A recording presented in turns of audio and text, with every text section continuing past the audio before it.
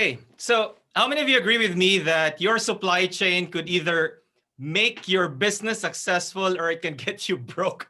Type yes in the chat box if you agree with me. And how many of you agree with me that now more than ever, we need to get our act together to strengthen this country's supply chain? Type agree if you agree with me. Thank you. Good morning to everyone watching us live via Zoom and Facebook Live. Welcome to Supply Chain Outlook. Now, I want to know our audience today. Type in the chat box whether you are in Zoom right now in the webinar or if you are in Facebook. So I'm also monitoring Facebook right now. Good morning to all of you. I want you to type in the chat box which part of the Philippines are you watching from. Go ahead, do this right now, whether you're in Zoom or whether you are doing this in Facebook. Thank you. And I also want to know, okay, so we have people all the way to Laguna. Excellent. NCR, Parañaque, and Zoom from Cavite. Good morning from NCR. Wonderful. Good work, ladies and gentlemen. I also want to know which company do you represent? Type this as well in the chat box or in the comment section in Zoom right now. Okay, excellent. Good work. May I introduce myself to all of you? Type okay if that is okay for you. Good. So we have people from XVC, of course, from San Miguel, Yamamura. Type your companies here. From Benby. Thank you. Thank you. Good. My name is Mac Comandante. I'm an international trainer and coach and the founder of Success Academy Learning Solutions. And over the past 5 years, I've helped close to 10,000 entrepreneurs and organizations remove constraints toward exponential growth. And I will be your host for today. Today, we look ahead at the importance of the supply chain. Now, last year's Supply Chain Outlook was the last time we were together physically. Now, how many of you had to pivot your business operations because of COVID? Type pivot in the chat box. Good. And how many of you faced this challenge squarely? Was this you? Type yes as well if you're able to face this challenge squarely. Times like these lends perspective and it strengthens our resolve, doesn't it? For SCMAP, the pandemic has only strengthened this organization. Today, we will hear from key players and thought leaders as we look at what lies ahead for the Philippine economy and what it means for the value chain, so that we can all positively respond to this ongoing challenge. We will also be inducting the 2021 Board of Directors of the Supply Chain Management Association of the Philippines. Are you ready? Type ready in the chat box in the comment section if you're ready for this. So we begin with a very special keynote address, and this will be delivered by a man who's looked up to as a leader. Why? Because he is a man of action and a man of his word. He was appointed Cabinet Secretary by President Duterte in November of 2018. In this role, he ensured close coordination among different agencies of government, heading the Interagency Task Force on Zero Hunger, co-chairing the Interagency Task Force on Emerging Infectious Diseases, which oversees the government's response to COVID-19. He has been a 3-term congressman representing the 1st District of Davao City, where he chaired the House Committee on Appropriations. As a legislator, he authored laws such as Green Jobs Act and the Jumpstart Philippines Act that paved the way for funding the free higher education law and the national ID system. Ladies and gentlemen, it is with privilege for me to bring you Cabinet Secretary, the Honorable Karlo Nograles. If you're excited as me to hear what he has to say, type excited in the chat box and let's give him a virtual round of applause. Secretary. Thank you very much. Can you all hear me? Yes, we can. Okay. Thank you very much, Mark Philip, for the very leveled up and exciting introduction. I'd like to greet our president of SCMAP, Pierre Carlo Curay, as well as the SCMAP officers and board of directors. To my fellow speakers, Anthony Dizon and Ronilo Balbieran, and to everyone on the call, maayong buntag kanatong tanan. My deepest gratitude to the Supply Chain Management Association of the Philippines for the honor of being invited as your keynote speaker and inducting officer. A little more than a year of battling this pandemic, it is imperative that we harness and foster our collective efforts to triumph against this unprecedented crisis. It is all the more essential for stakeholders to gain the right information and allow each one to become partners and contribute to our fight as a nation against COVID-19. By working together, combining our strengths and resources, we can accomplish great things. A needed mindset that we must imbibe, especially during these very trying times. My speech will focus on the government's efforts towards mitigating the effects of the COVID-19 pandemic, eradicating hunger and malnutrition, and improving the employment atmosphere in our country. Last March 1, we began our national vaccination program's rollout, but we have been seeing a rise in the number of cases as of late. For the past several days, our new cases of COVID-19 are averaging 4,000 to 5,000 individuals per day, but in the last 3 days, the Department of Health reported 7,000 new cases daily. That's 7,103 on March 19, 7,999 on March 20, and 7,757 on March 21. This is the second highest daily tally so far, with the cumulative total cases climbing to 663,794, of which 73,000 or 11% are active cases.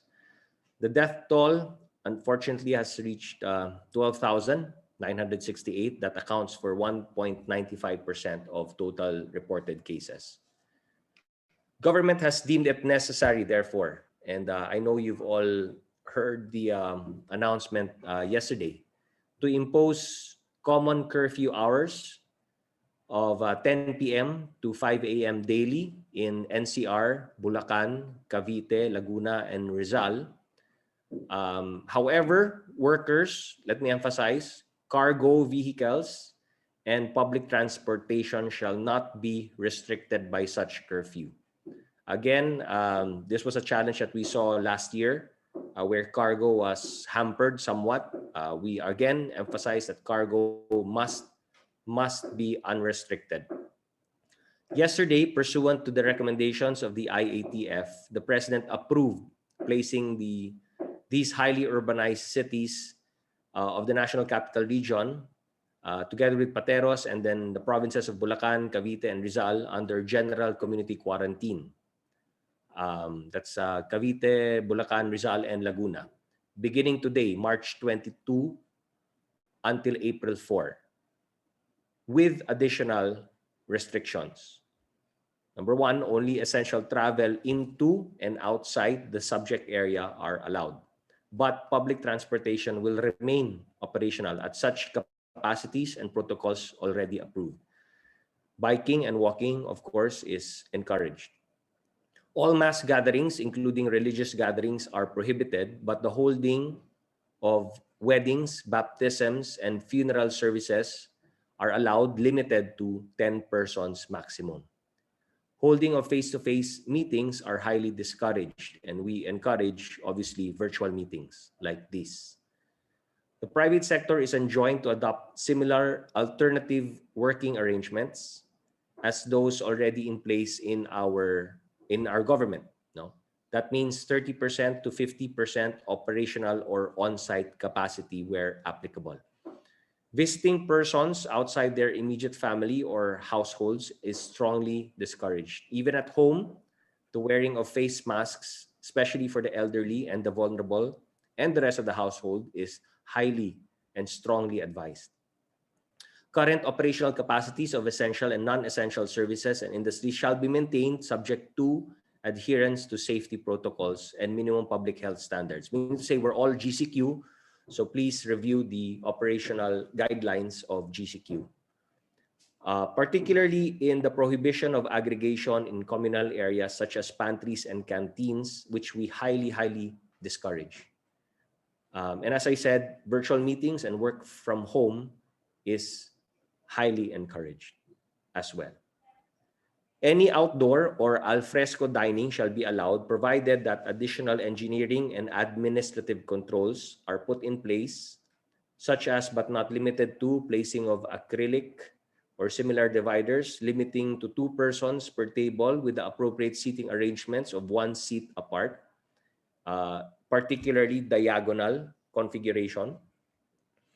Outdoor dine-in of restaurants, cafes, and personal care services are allowed, provided that they are limited to 50% of the venue capacity. Indoor dining is not allowed for these next 2 weeks, but takeout and delivery is highly encouraged instead.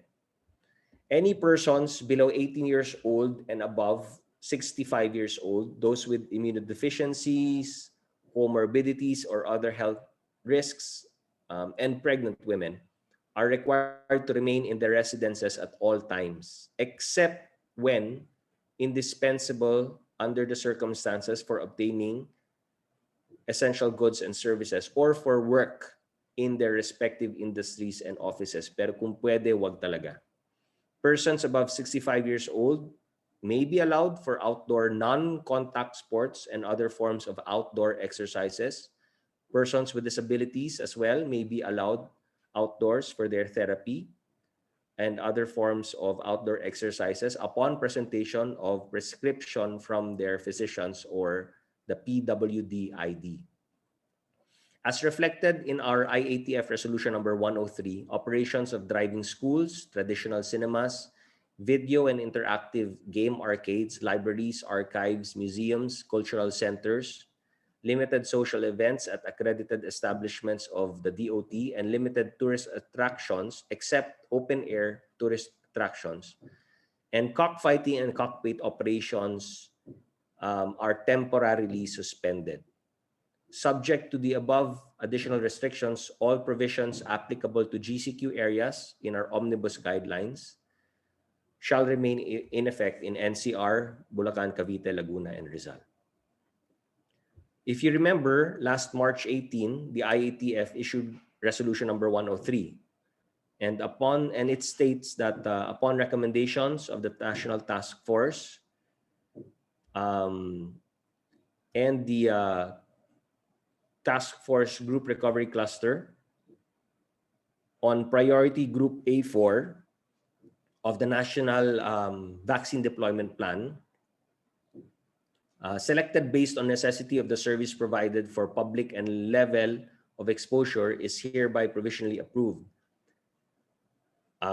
With the recommendations of the IATF working group ratified are, number 1, Memorandum Circular number 5, series of 2021, issued by the National Task Force against COVID-19, which adopted with modifications as follows.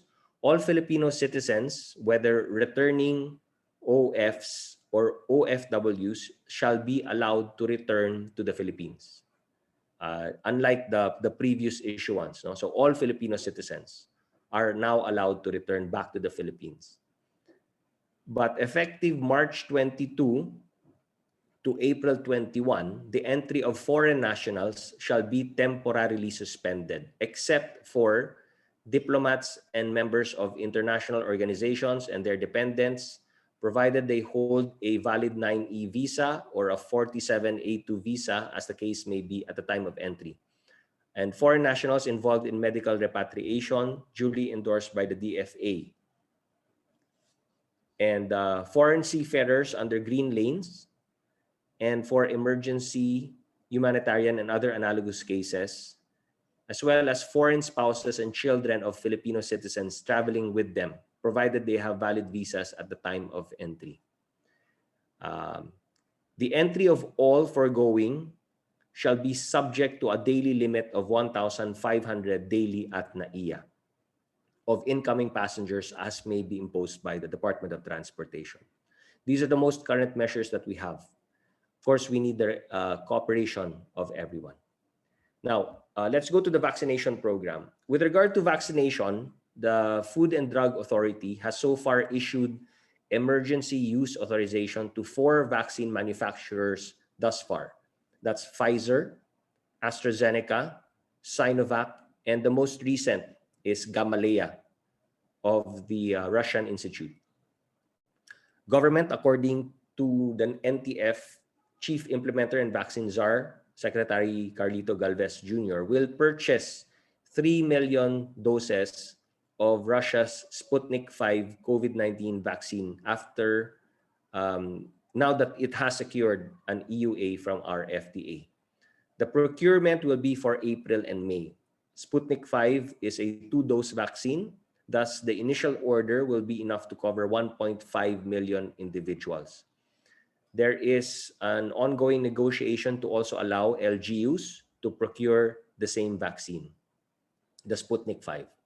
So our goal remains the same, to vaccinate around 70 million Filipinos who are eligible for vaccination. And this is why we hope to be able to procure about 150 million doses of vaccines from different manufacturers this year.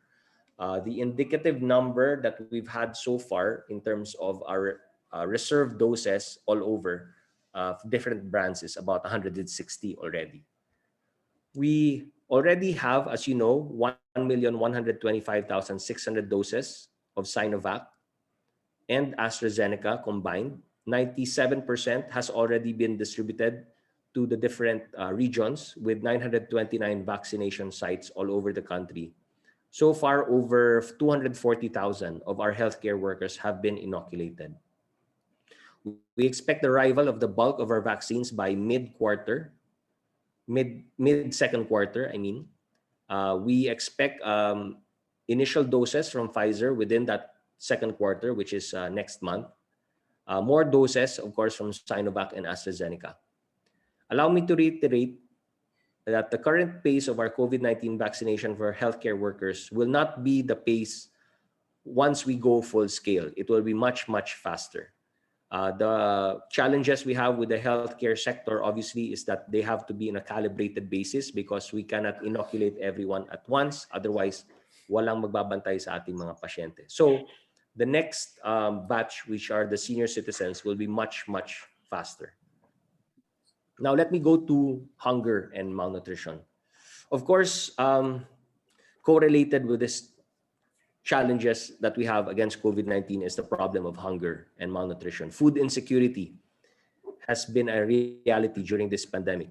The DOST FNRI actually conducted a rapid nutrition assessment survey, or RNAS, last December 29, 2020, to give us a glimpse of the food insecurity levels of our country.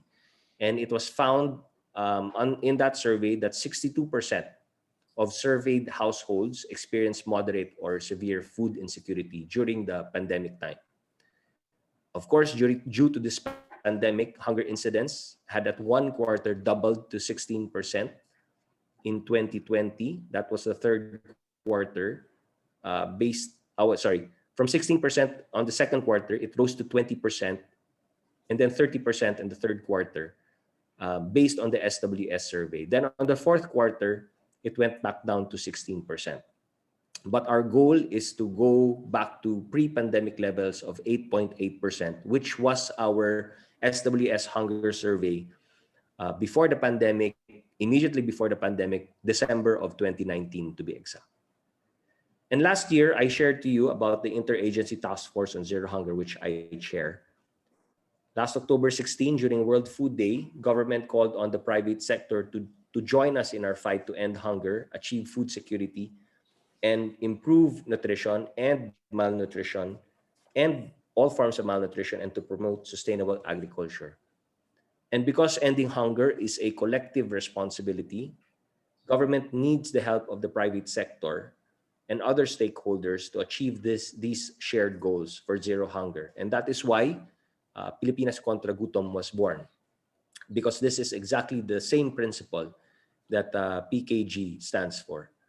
PKG helps provide sustainable solutions on food availability, increase food accessibility, provide adequacy of food nutrition, and provide assistance in hunger-stricken communities, especially during these times of disasters and calamities. With the long-term goal, of course, to end hunger by year 2030, Pilipinas Contra Gutom has set an immediate and realistic goal of uplifting 1 million Filipinos from hunger by year 2022. Everyone from private companies, civic organizations, the academe, SMEs, NGOs, even the general public is invited to be part of this movement. Kaya lahat kasalo. Lahat kasalo. Last November, we launched PKG and started to activate the pillar on assistance to immediately help provide food for communities affected by COVID and the recent typhoons during that time. And several companies and NGOs came together for this movement. Since then, there have been numerous multi-sectoral discussions, multi-sectoral initiatives on the ground. That is why from 6 founding members, PKG has now grown to over 70 NGOs, foundations, organizations, companies, including digital and media organizations that are all now part of the movement and participated in the PKG media launch last February 22. I'm very proud that SCMAP is part of this movement. Of course, under PKG, reinvention is not necessary, and what we want is to be able to synergize and align, to divide and conquer the problem of hunger, to face this daunting task by leveraging on our collective resources and every organization's best practices. PKG's pillars on availability, accessibility, adequacy, and assistance actually mirror the key result areas of our national food policy. And in fact, they've formed these into work streams with clear visions and strategies for parallel efforts with government. The work stream plans are work stream 1 on availability and accessibility. The objective is to elevate farming as a dignified and sustainable profession. Work stream 2 on adequacy targets 0 undernourished children across households by year 2030. Work stream 3 on assistance is focused on revolutionized private sector disaster or crisis response. And work stream 4 on availability and assistance seeks to establish an effective food banking system in Metro Manila and key cities by end of 2021. I'm hoping other members of SCMAP will join us, and I am at your service to sit down and discuss some of the many ways in which you can help. Now let me go to some of the private and public partnerships that we have. And I would really like to talk about and congratulate SCMAP on Deliver E. Of course, COVID-19 has caused unprecedented effects to the lives of every Filipino. In the countryside, farmers and fishermen at one point were unable to sell and transport their fresh products to key markets due to the various quarantines. As a result, they were forced to throw out their harvest without recovering their investment. The breakdown in the supply chain of fresh fruits and vegetables posed a threat not only to farmers, not only to their livelihoods, but also to the country's food security. So now we have Deliver E, and this is, as you know, a new digital solution that will help address the challenges that farmers face amid the COVID-19 emergency. I'd like to congratulate, of course, Pierre Carlo Curay and the rest of the SCMAP, who was really able to integrate the supply chain technology into your passion for farming. Officially launched on December 14, the system was conceived under the collaboration with private sector partners, farmer cooperatives, and the United States Agency for International Development, or USAID. Of course, as you know, Deliver E operates through sophisticated blockchain technology developed by Filipino tech startup Insight Supply Chain Solutions that integrates related e-commerce and logistics application services from consolidation point to sector as we journey towards the fourth industrial revolution, or agriculture 4.0, and under its plant program. And for DTI, this initiative is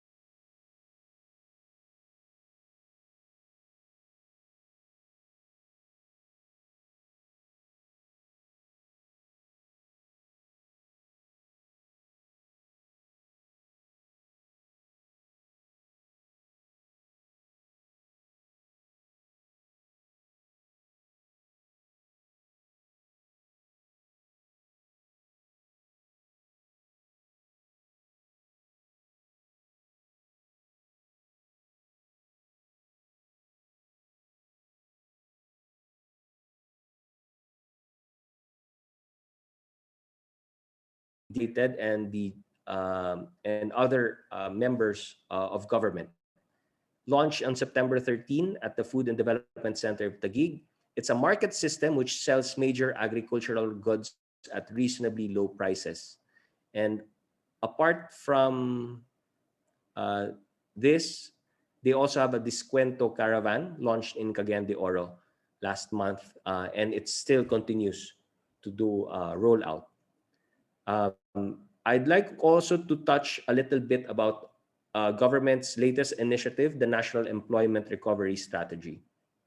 And as you know, pandemic has affected employment all around, not just the Philippines but worldwide. In fact, based on the labor force survey of the PSA, more than 420,000 Filipinos lost their jobs in 2020, bringing the country's unemployment rate to 10.2%. So DOLE, the DTI, and the TESDA recognized the need to harmonize the employment, livelihood, and training programs of government to contribute in the recovery of the Philippine economy. And so the National Employment Recovery Strategy, or NERS, was created.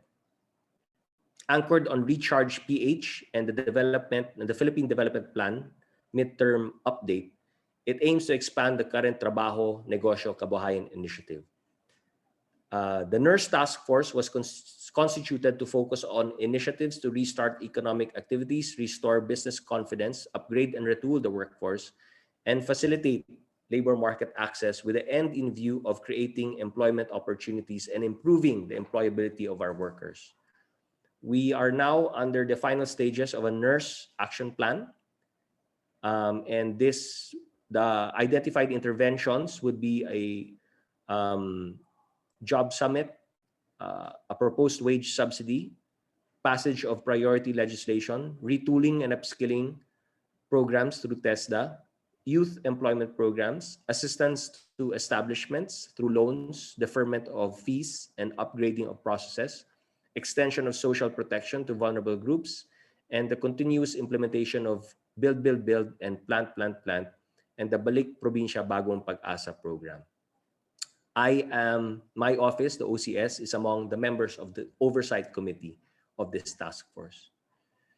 And lastly, I'd like to share with you the updated Philippine Development Plan 2017 to 2022, launched early last month by NEDA. It remains anchored on our 0 to 10-point socio-economic agenda geared towards achieving our long-term vision of isang matatag, maginhawa at panatag na buhay para sa lahat. But we enhanced it to respond to new threats of the country based on our experience of COVID-19. It has been responsive. It has been made more responsive to shifts, strengthen online marketing of agriculture and fishery products, including establishing online or digital channels for transactions and delivery services. Both these items are obviously inspired by Deliver-E. To organize small farmers and fisherfolk into formal groups and promote farm and fishery consolidation and clustering arrangements to bring about economies of scale, again, inspired by our EPAP model, as well as linking small farmers and fisherfolk groups to government nutrition programs inspired by our EPAP model. Then lastly, to intensify the implementation of the Philippine Competition Law and the Price Act to regularly monitor the price of food, essential commodities, and address anti-competitive trade practices. These are all parallel to the key result areas of the National Food Policy and the work streams of Pilipinas Contra Gutom and SCMAP's Deliver-E platform. So let me once again express my deepest appreciation to the efforts of the Supply Chain Management Association of the Philippines to contribute even during the pre-pandemic times, during this pandemic, and even as we roll out our vaccination program, and we look to your support in our fight fight against hunger, even post-pandemic. Only together we can do better. Only together can we recover. Palagi ko pong sinasabi na sa gitna ng ating pinagdadaanan bilang isang bansa, ito lamang po ang sigurado. Sa patuloy na kooperasyon ng bawat isa, aahon at aahon din po tayo. Maliban sa panalangin, kailangan natin magtulungan. Keep safe and healthy. Daghang salamat. Ug maayong adlaw pag-usap. Thank you very much. Daghang salamat. Thank you so much, Secretary Karlo Nograles, for your valuable updates. How many of you find value with that team? Type value in the chat box. Type value in the comment section in Facebook if you found value in Secretary Karlo's update today.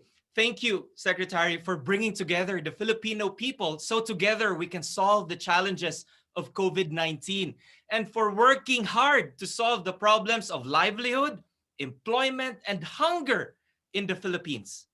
Ladies and gentlemen, how many of you realize that we can only achieve this if we work together? Type together if you agree with me. And how many of you would like to contribute to these initiatives? Yes? Type I'm in if you would like to contribute to these initiatives as well. And watch the chat box right now. Secretary Karlo, there you have the commitment of SCMAP and everyone who is watching us right now to join you in this wonderful cause. Now, may we ask the good secretary to please stay as we will now begin the induction of the officers and directors of the Supply Chain Management Association of the Philippines for 2021. I would now like to request our board of directors to turn on your cameras as I introduce you one by one. Leading SCMAP this year and next year, representing XVC Logistics, SCMAP President Pierre Carlo Curay. Let's give Carlo a big round of applause. There you go. That's our president. Representing Nestle Philippines, SCMAP Vice President Dennis Lovido. Is Dennis here? There you go. Dennis is not able to join us, but that's him in the picture that you see. Representing Robinson Supermarket Corporation, SCMAP Secretary Christine Pardinas. Hello, Christine. Wave to the audience. That's Christine. Representing PLDT, we have SCMAP Treasurer Jess Sarmiento. Hey there, Jess. Next, from Unilab, SCMAP Auditor Rosalie Tubeo. Hey, Rosalie. There you go. Beautiful. And now the directors for 2021. Please help me congratulate Amante Aguilar, representing Del Monte, Philippines. There you go. Hi, Amante. We have Cesar Loy Lusanta Jr., representing Zulik Pharma, Philippines.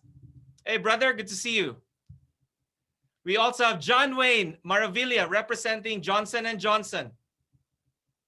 Hey, Wayne. We have Jose Marvin Casipe, representing San Miguel Yamamura Packaging Corporation. Marvin, congratulations. Good to see you here. And last but not least, we have Mark Anthony Laguna, representing Procter & Gamble, Philippines. Hey, Mark. Good to see you. Okay, and now our inducting officers, the Honorable Secretary Karlo Nograles, will swear in our officers and directors. Secretary Karlo, back to you. Okay, congratulations to the board of directors. May I request you to please raise your right hand and repeat after me your oath of office. I, state your name. I, Jose Marvin Casipe, Do hereby swear do hereby swear to abide by and follow the Constitution and bylaws of the Supply Chain Management Association of the Philippines. to abide by and follow the Constitution and bylaws of the Supply Chain Management Association of the Philippines. That I will faithfully and conscientiously discharge my duties and responsibilities as That I will faithfully and conscientiously discharge my duties and responsibilities as director of this association. that I will conduct myself in the performance of such duties with all good fidelity. That I will conduct myself in the performance of such duties with all good fidelity. And that I will impose upon myself this voluntary obligation without any mental reservation or purpose of evasion. And that I will impose upon myself this voluntary obligation without any mental reservation or purpose of evasion. So help me God. So help me God. Congratulations, everyone. Thank you. Thank you. Congratulations to the 2021 SCMAP's Board of Directors, and thank you once again to Secretary Nograles for honoring us with your presence. May we request that you all keep your cameras on shortly for a photo op. Everyone turn on your videos. Okay, big smiles everyone. Nico, you can handle this. Okay, ready? 1, 2, 3, big smiles. And one more, may we request that the board of directors raise their oath-taking forms for the second photograph.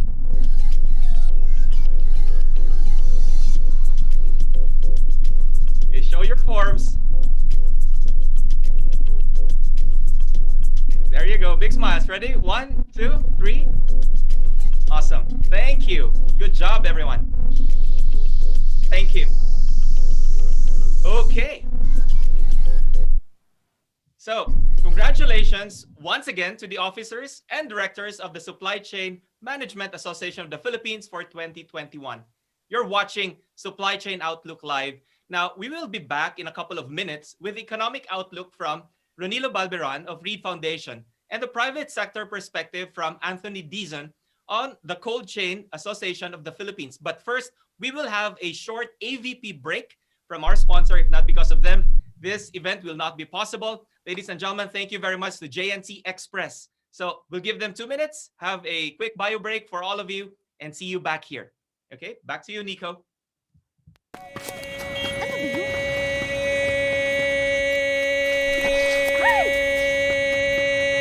Express your online business. Dito sa JNT Express, ang kaligtasan ng customer at ng mga empleyado ang aming prioridad. We strictly follow COVID-19 protocols that complies with government guidelines. We assure that our employees are safe and well-equipped with face masks, face shields, and gloves. Before entering the warehouse, our staff practices safety measures such as footwear disinfection, temperature checks, and hand sanitation. Physical distancing is strictly observed in all our facilities. Our branches also practice the same safety protocols as we strictly implement the accomplishment of health declaration forms readily available via QR code for our customers. We also limit the number of customers that can enter. We make sure that all the customers are wearing face masks, have their footwear disinfected, temperature checked, and hands are sanitized with the strict implementation of social distancing before entering and even inside the branch. Mula sa warehouse hanggang sa mga branches, sinisiguro namin ang bawat padala ay iniingatan at dinidisinfect. Makakatiyak kayo na ang aming mga rider ay sumusunod sa safety protocols upang maihatid sa inyo ng ligtas ang inyong mga padala mula sa aming warehouse to the comfort of your home. Sa bawat pagsubok na dumaan, JNT Express ay laging maaasahan. Sa pakikipaglaban kontra COVID-19, ang JNT Express Philippines ay kaisa ng bawat mamamayang Pilipino.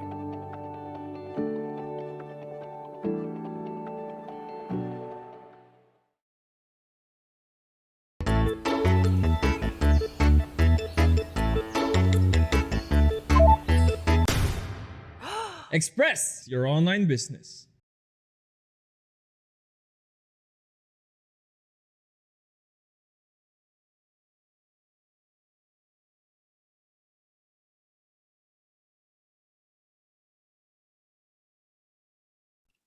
Welcome back to the Supply Chain Outlook. Looking ahead at another extraordinary year in the Philippine supply chain. Once again, I am your host, Mac Comandante. Now, again, we now have more people in Zoom right now joining us when they noticed that Secretary Karlo was already speaking. More people join us in Zoom and as well as in Facebook. So I'd like to greet those people right now, especially in Facebook, joining us in the page, Nico, and to the board of directors. We have Mobilin. Hi, Mobilin. Good to see you here.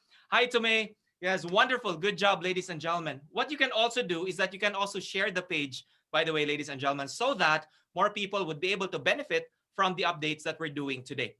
Now, how many of you are interested to know what the economy is going to look like for 2021 and beyond?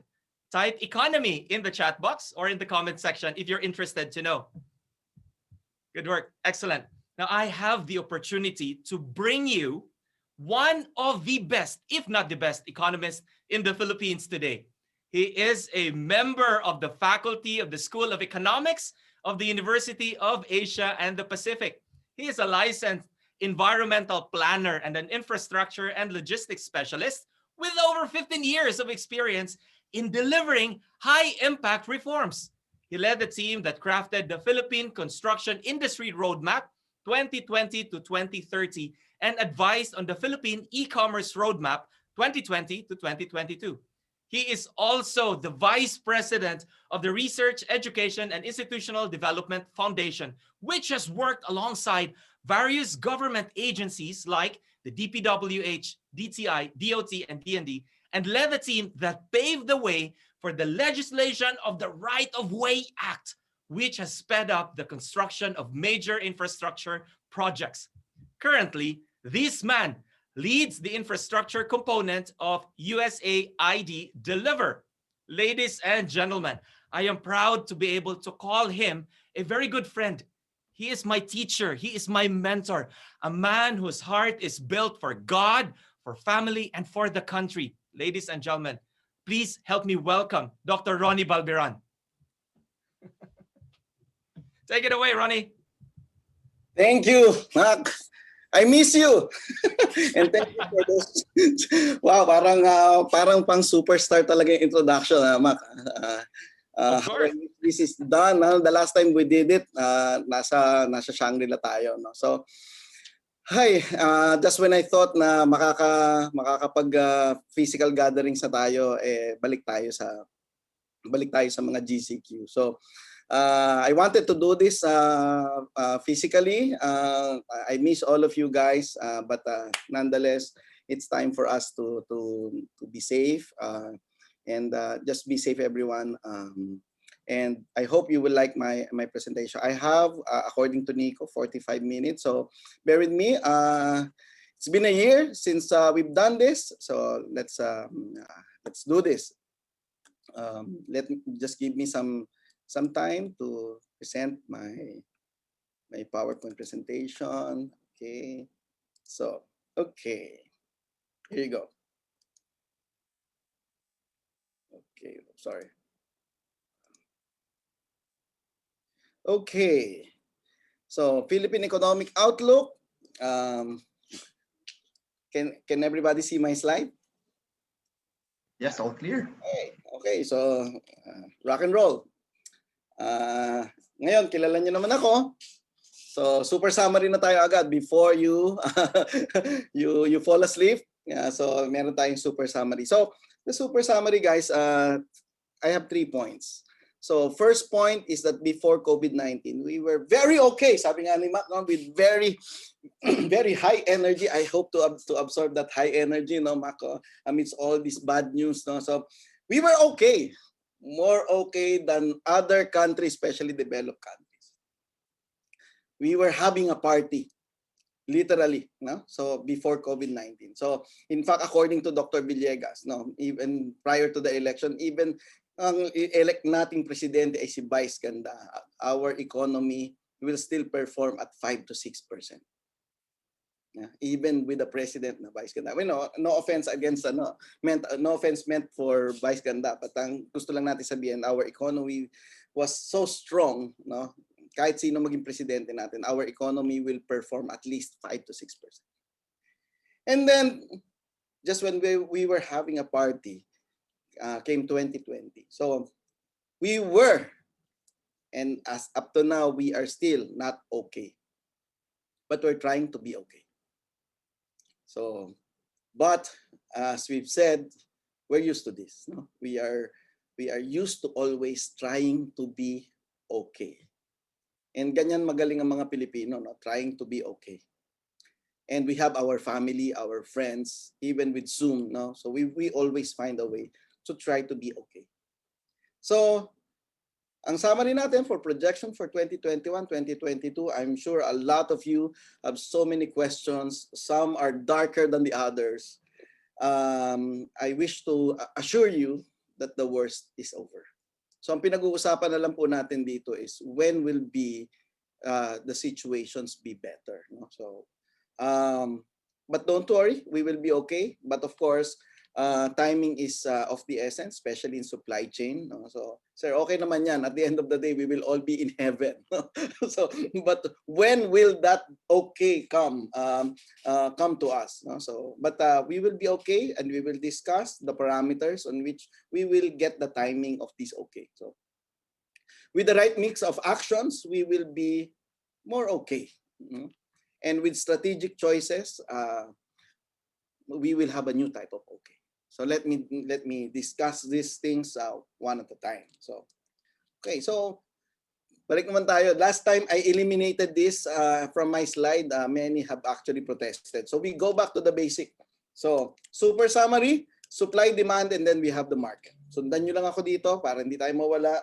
And again, lockdown na naman. So you need all these Zoom conversation pieces. No? So supply, demand, and there's the market. So si Cabsec kanina was talking about all about the supply and the demand and how supply chain has actually facilitated as much as possible to make sure that the chain from supply all the way to the demand is protected. No? So from here, you have the economy.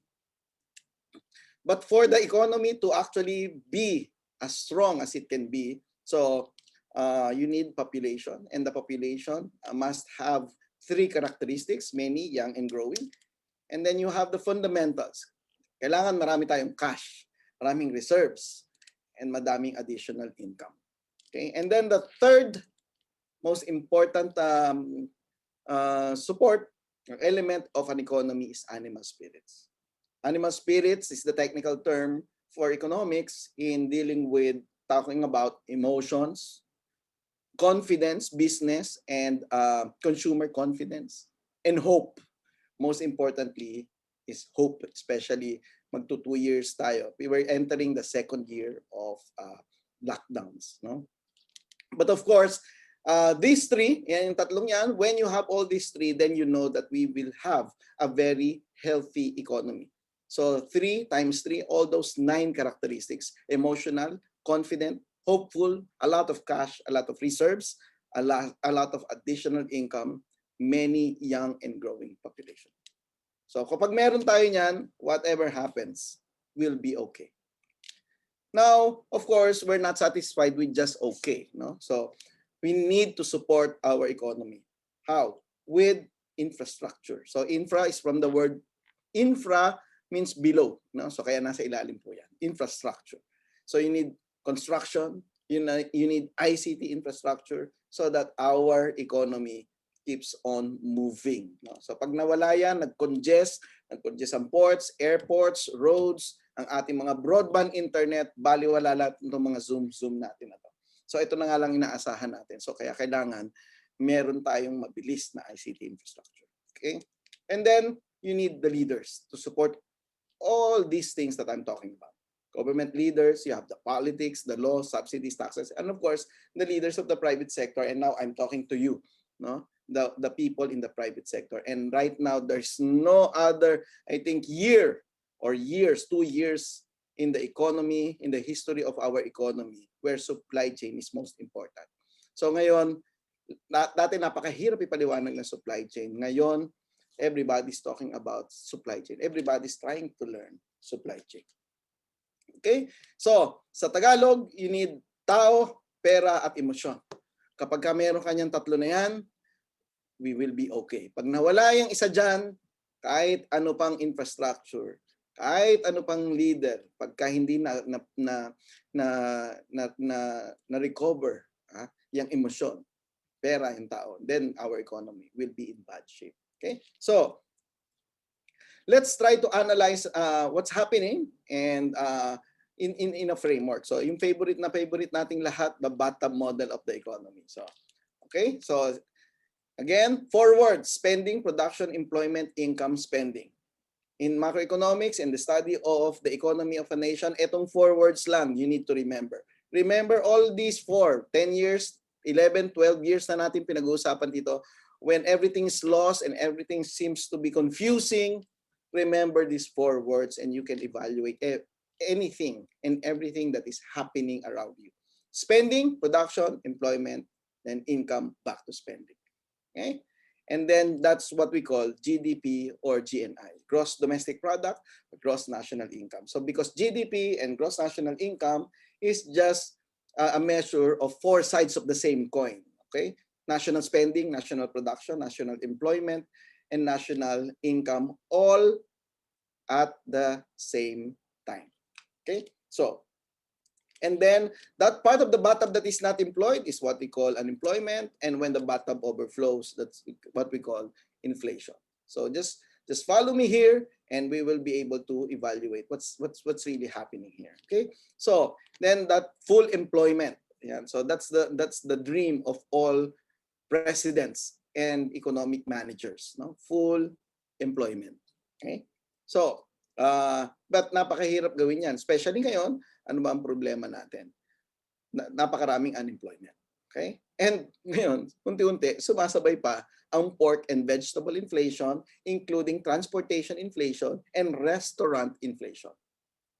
So paano nangyari yon na the bathtub is not filled with water and the bathtub is overflowing? How was that possible? So it's only possible when you throw a big rock into that particular bathtub.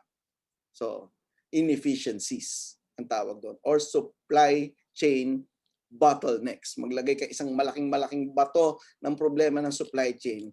Walang lamang tubig ang bathtub pero nag-overflow. And that's what we are starting to experience right now. Okay? So, and then you have the injections, the inflows, the investment, the exports, the government spending, and the net primary income. The net primary income is the technical term for OFW remittances and income of Filipino companies abroad, net of the remittances of foreigners here in the Philippines remitting to their home countries. Okay, so damihan nyo yan, and then the economy will grow. Okay, investments, exports, government spending, and OFW remittances. And then if you have their leakages, and then you have the savings, imports, and taxes.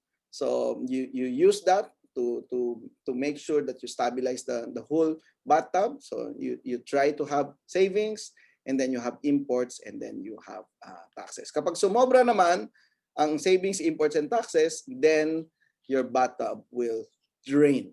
So it's really a tricky process of trying to balance the inflows and the outflows. Too much inflows might lead you to inflation, but too much outflows might lead to too much unemployment.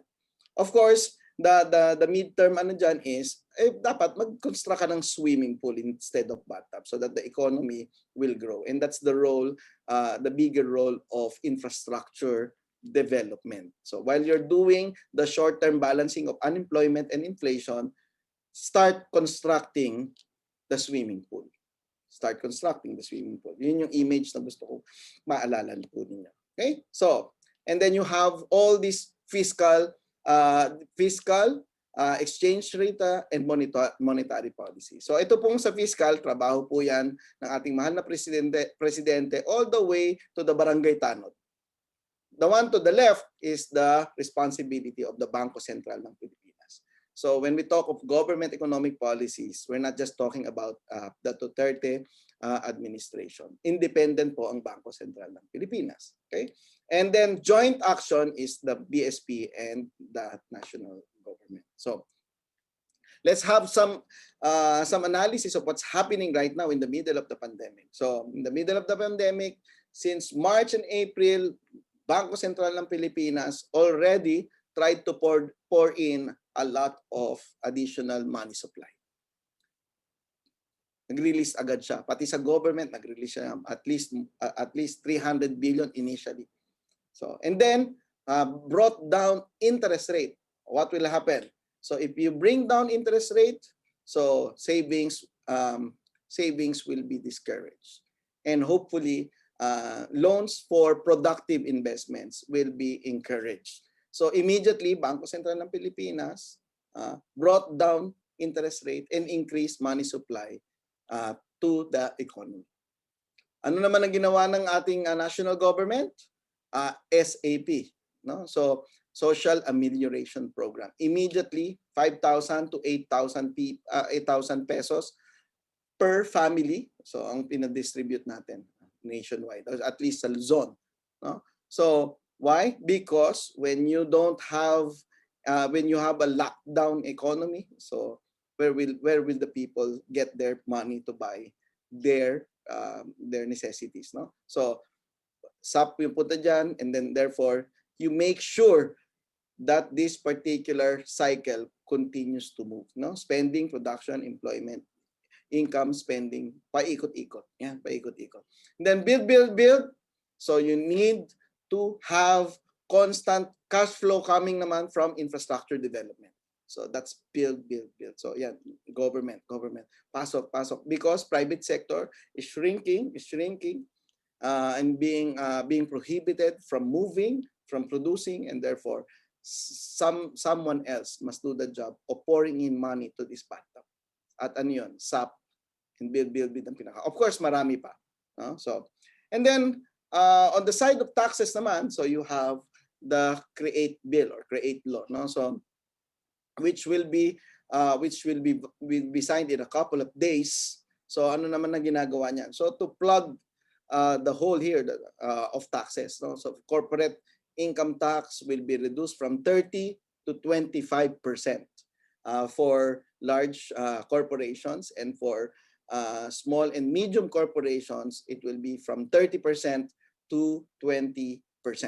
So anong intention nun is to encourage to force the issue, no, we're collecting less taxes from you, and therefore use that income for additional investment spending for your company. So this is a great help for corporations in the Philippines, around the Philippines, so to channel their tax payments to spending. Bakit? Again, ikot na naman tayo, spending, production, employment, income, spending. So ganyan lang yan. In the words of Sarah Geronimo, ikot-ikot lang. Okay. But of course, the most important here is our favorite, the rubber ducky. So sino ba si rubber ducky? Siya si animal spirit. So what is animal spirit? Animal spirit is the confidence and the positivism of consumers and producers, businessmen, to continue what they're doing. And what do they do? Spending. So spending, production, employment, income, spending. Okay? So even if you have a bathtub filled with water and you don't have rubber ducky, just like the economies, the developed economies, just like that of Japan. Okay? So animal spirit. So ang summary niyan is the higher the tendency to consume, the higher the economic multiplier. And ano yung kailangan mo doon? So yung emotion, confidence, and hope. Pag nawala po yung emotion, confidence, and hope, then you have no hope actually of increasing spending. And if you don't have increasing spending, then wala kang production, employment, income. Pabalik-balik lang po tayo dyan. So, good news, puno pa rin po tayo ng emosyon. Good news, medyo bumabalik po ng kahit papaano yung confidence. And good news, hindi po tayo nawawala ng hope. So, at least at that very particular aspect, have hope, ladies and gentlemen. Okay, so now let's go to the global economy and apply what we've learned, what we have reviewed. So this is the world economic growth from 1871 to 2021. Kung makikita nyo, ang lala nitong COVID-19. So definitely worse than the 2009 global recession. Almost the same size of the Great Depression, and almost the same size of the World War I, no, impact to the global economy. Okay, it is actually worse than the Spanish flu in the 1917 to 1921. Okay, so but definitely the only thing worse is the World War II. Okay, so pero sabi ng mga eksperto, it will not last, no? So it will not last. So assuming we will be able to figure out the supply chain of vaccines as soon as possible. Okay. So April 2020, so the highest global economic policy uncertainty. So immediately the month after the lockdown was declared by President Duterte. So don't worry, it was not just the Philippines. It was the whole world, global economic policy uncertainty. We were actually joking around. So during that time, no? So and in 2020, the whole world was most sure that we were not sure what will happen in the future in 2020, especially in April 2020. Okay? So pero makikita ninyo, okay? Makikita ninyo, ang taas niyan. So it was more than twice the uncertainty we had during the global recession in 2009. And it was actually constantly increasing in 2018, 2019. Hindi nyo na malayan. Even without the pandemic, global policy uncertainty was actually increasing. Why? Because of the Brexit, because of the trade war between China and the US. So, pero dumagdag pa parang exclamation mark si pandemic. But the good news is, ladies and gentlemen, we are now becoming less unsure. But we are still very unsure nonetheless. Okay? So, ganyan. Malapit na tayong bumaba dun sa level ng global recession. So, if there's anything that we can celebrate, it's that we are less unsure now. But we are still very unsure. So ito makikita nyo, it was 200 points during the global recession. Malapit na tayong bumaba dyan. And then from there, we can normalize. Okay? So,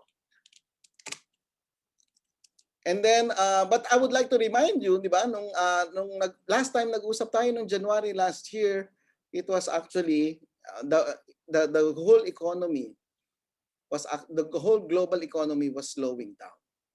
So prior to the pandemic, okay? So meron na talagang tentative stabilization and sluggish recovery.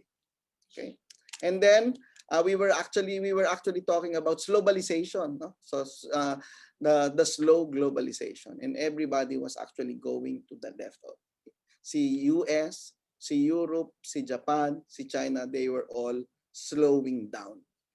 Whereas ASEAN 5, India, Middle East, and Central Asia were actually growing. Those were the powerhouses of the global economy. Okay? But then the great lockdown happened. It was a crisis like no other, and a certain recovery. So the global economy in crisis. And then it was a long and difficult ascent. By the October 2020 update. And then by January 2021, the most recent, kung makikita nyo, pati si World Bank sumuko ng gumawa ng title. Wala na ring title yung kanilang report.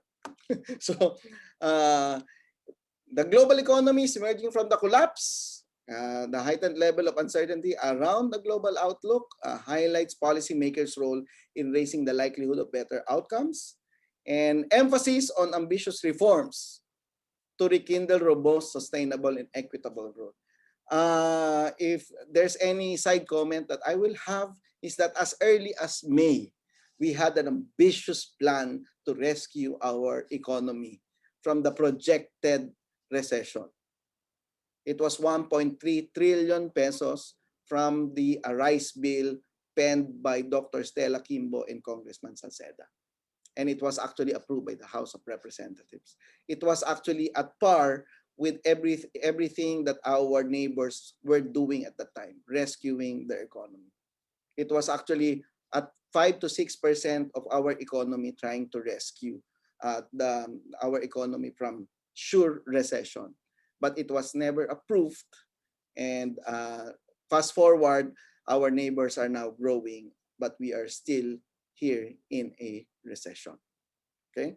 But America has just actually signed the second economic stimulus, and we are still not sure about signing the first economic stimulus. So if there's any side comment that I will have, that is, I think, a missed opportunity for all of us. No? So, but understandably, Department of Finance and NEDA are trying to have this delicate balance. No?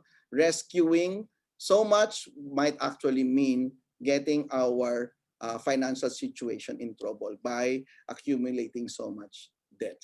So that's an ongoing discussion right now. Okay.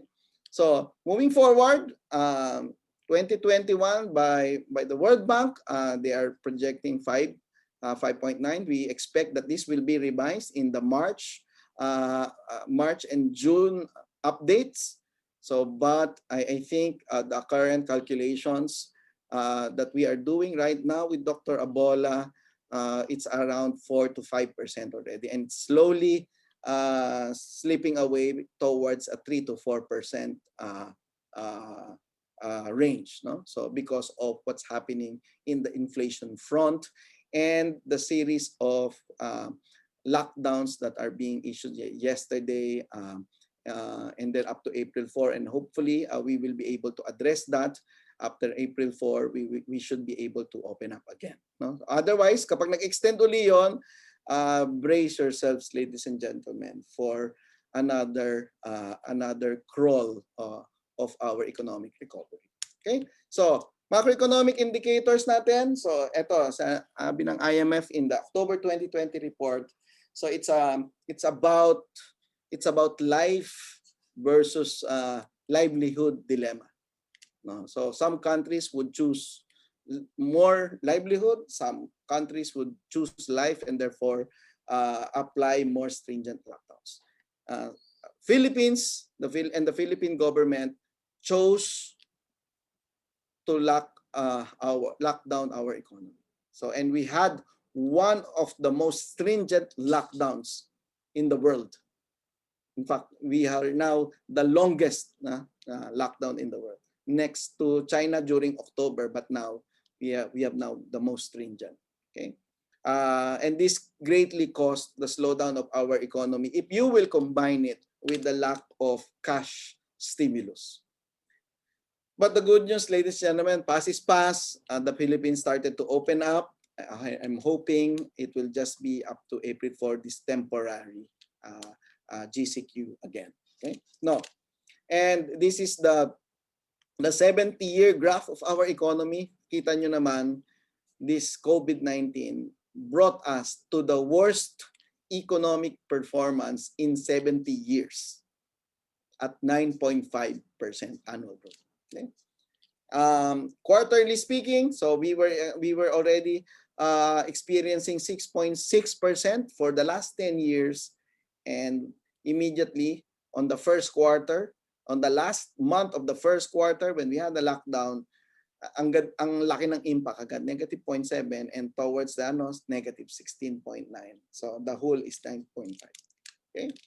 So, but fortunately, from the point of view of spending, our economy is still dominated by private consumption, and that is the reason why supply chain companies are still surviving. So, because there's still private consumption, 73%. And probably, perhaps the government is holding on to this fact that we still have a huge domestic market. And that's what's keeping the supply chain sector breathing. No? So, and for numbers purposes, please remember that our 2019 GDP is 19.5 or 20 trillion pesos. And kung nag-reduce ang ating economy by 10% ng 2020, you can do the math. So 10% of 20 trillion is 2 trillion. That's 2 trillion for the whole year, and divided to 365 days in the last year. So that's around 5 billion a day that we were losing last year. So wag na po kayong magtaka kung bakit hirap na hirap po kayo ngayon. And another series of lockdowns for this year will mean 5 to 8 billion a day of economic loss. So yan po yung pinag-uusapan natin. Para kung may masasabi kayo sa mga kamag-anak nyo, yan po ang pinag-uusapan natin. 5 to 8 billion a day. Okay? So, and what tingnan nyo itong consumption natin. For 5 years before the pandemic, everybody, ito yung sinasabi ko, we were having a party. So kain lang tayo ng kain, And then miscellaneous goods and services, so makeup, lipstick, pabango, hair gel, lahat yan. And then may aircon tayo, then travel, restaurants and hotel, recreation and culture. Everything is on the right side of your screen. So lahat ng bubbles na yan, whether malaki o maliit na spending item, we were having a party at time of our lives. So, and then COVID happened, everybody went to the left. Ano natira na spending items natin? Of course, kakain pa rin tayo. Housing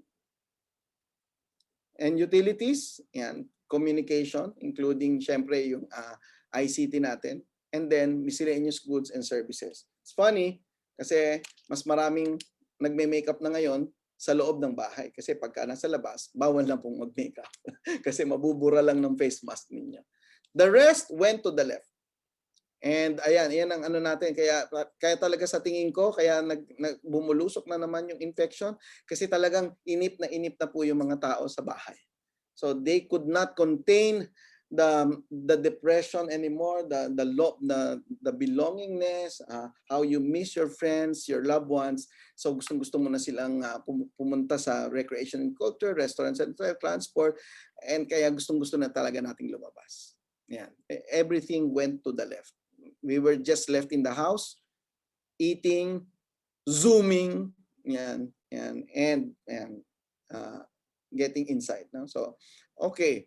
And ano naman nangyayari? Ang good news naman is everything is trying to recover. No? So, alcohol, beverage, transport. So, kung nasaan yung mga sectors nyo dito, so, good news, they are all recovering, but double-digit negatives nonetheless. So medyo red na red pa rin po tayong lahat, pero less red for all the consumption items except food, utilities, communication, and miscellaneous goods and services. Okay? So punta naman tayo sa supply side. What's happening in the supply side? So again, bago nag-pandemic, 2015 to 2019, so everything was having a time of their life. So, ito, tourism, transport and storage, information and communication, manufacturing, ang naiiwan lang si agriculture. Yan, double-digit growth si construction. So, sorry. Pagdating ng pandemic, what happened? Of course, understandably, tourism negative 44 or negative 45%. Other services which include yung mga events natin, yung mga concerts, performances, negative 41. Transport and storage, so yung mga nasa transport and storage, yan, daman-daman nyo po yan. Negative 31, lahat po yan. So, ang natira, yung sinasabi ni Cabsec, so negative 0.2. So, si agriculture, for the longest time, for the last 10 years, 1%. Nung nag-pandemic, actually positive yan for first 3 quarters. So, what's the moral of the story? Protect agriculture, modernize agriculture, and it has actually the most potential power to bring back the fast recovery that we need. And that's why we are actually promoting yung digitalization of agriculture. So on a bubble, in a bubble illustration, so kita nyo lahat ng mga businesses are actually on the right except agriculture. Pagdating ng pandemic, yan, this is 2020 full year. So yan, nandiyan ka na sa lahat, nandiyan ka na sa kaliwa lahat except finance and insurance, government, ICT, and agriculture. Yan. Okay? And then, if we dive deeper into the logistics, which I interpret to have transportation, storage, information, communication, and postal and courier activities, prior to the pandemic, 2014 to 2019. So, tinan nyo naman, 6% minimum for everything, and postal and courier activities, 30%. So, this is really being pushed, no, by e-commerce as well. So, pero pagdating ng pandemic, look at what happened to air transport, 70% down. Okay? Water transport, 40%. Information and publishing, so 19%. So sinong mga natira? Yan. Si communication and postal and courier activities. E-commerce. So, and then manufacturing, wag niyo na pong tangkaing basahin. I did not intend for you to read them. But the point is everything is on the right. More than 5%, 15%, 20% manufacture of food products. And then what happened in the time pandemic? Sino na lang ang natira na positive? Manufacture of basic pharmaceutical products and pharmaceutical preparations. The rest, negative in 2020. So, balik na tayo sa mga basic, population. So population, meron tayong population, but in the middle of the pandemic, that highlighted that actually our economy, the global economy, is aging. No? So, and then the Philippines still has this potent power of being the youngest in Southeast Asia and one of the youngest in the world. And we still have the population pyramid, that is pyramid, okay? While the rest have actually eroded their population pyramid. So ang natira na lang dito si India and South Africa. Okay? And then of course si China, though recovering, will have a problem in their labor force. And then including Japan. That's why yung stimulus ni Japan was actually at least 20% of their GDP. Isipin nyo yung stimulus ng Pilipinas is roughly around 2%. Japan had to have 20% economic stimulus GDP. So, bakit? Why? Because they don't have the animal spirit anymore. So they really need to pump prime their economy, to stimulate their economy with 20% stimulus. No? So, okay. And then, nabalitaan naman natin yan, prison is an oasis for them. And this particular vice president in a Japanese company married a hologram, $2,800 na device. So hindi pa naman po natin ginagawa yan. No? So, but very recently, just I think 2 to 3 weeks ago, so Japan appointed a minister, secretary rank for loneliness to combat rising suicide rate. Okay? So sa Pilipinas yata, parang hindi nagsusuicide. Pero parang suicide na rin. Lalabas na ako, bahala na kayo dyan, magkamatayan na ako, bored na ako dito sa bahay. Lalabas ako ng bahay ko. Pero sa Japan, nagkukulong sila sa bahay at nagsusuicide. So, please take care, ladies and gentlemen. Okay? So, summary, we still have the fundamentals to be not affected by global trade disruptions. So, nandito pa rin yung domestic demand natin. Okay? Okay, so, how about cash flow, savings, and reserves and additional income? Our reserves prior to the pandemic was at 7.7 months. Yan. So, pero makita nyo in the middle of the pandemic, we actually raised our dollar reserves, no? To as much as 11.7 months. Actually, mga 12 months na ngayon yan at this point. So, ibig sabihin, kung mawala yung we still have 12 months to live. Ngayon yung dollar reserves natin. So, before, wala, we borrowed. Then when we ran out of cash and reserves, when the creditors demanded for their money, we ran out of cash. And it was a mess. But right now, the pandemic was a mess, but we were not a mess. Okay? Ang laki natin. We have 12 months of import cover. So, relax, ladies and gentlemen. Our economy is still fundamentally strong. Okay? And then, that is also driven by still a positive investment minus savings gap. Yan. So, kung makikita nyo dito, this is the investment and this is the gross savings. And we have a surplus of savings annually since the late 1990s because of the net additional income from abroad. And hindi pa po natin nagagamit yan. In fact, in the middle of the pandemic, we had the highest corporate bond issuance in history, 2020. So, ang dami pong pera ng mga bangko ngayon. It's just a matter of actually packaging a good project so that we can access that money. But mind you, when I was talking to banks, so both government and private, they're saying supply chain, construction are the two favorites. No? So just assemble a basic story of where you will put the money, and then the money will be released to you in no time. We have the money for logistics and supply chain. Okay? So why? Yung savings rate natin is at par with Singapore and China, already at 30 to 40% national savings rate.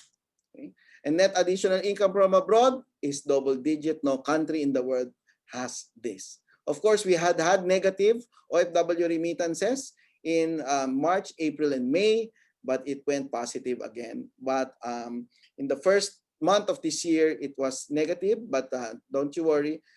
It's just a 1.7% negative growth of our OFW remittances versus January of last year. So meron pa tayo, hindi pa po alarming levels yung negative ng OFW remittances. In fact, the whole year of 2020 was just 0.8% reduction. Okay? So the whole ASEAN, meron pa rin tayong OFW remittances. Okay? And then ito yung laging usapan.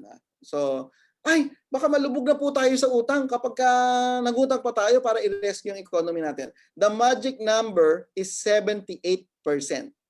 Ano po yun? Yung total debt and then your annual divided by your annual income. Your personal finance, tanungin nyo po sarili nyo, magkano ba yung total na utang nyo at magkano ang annual income? Mababayaran ba ng annual income nyo yung total debt nyo? If you are you're being asked for that money to be paid for this year.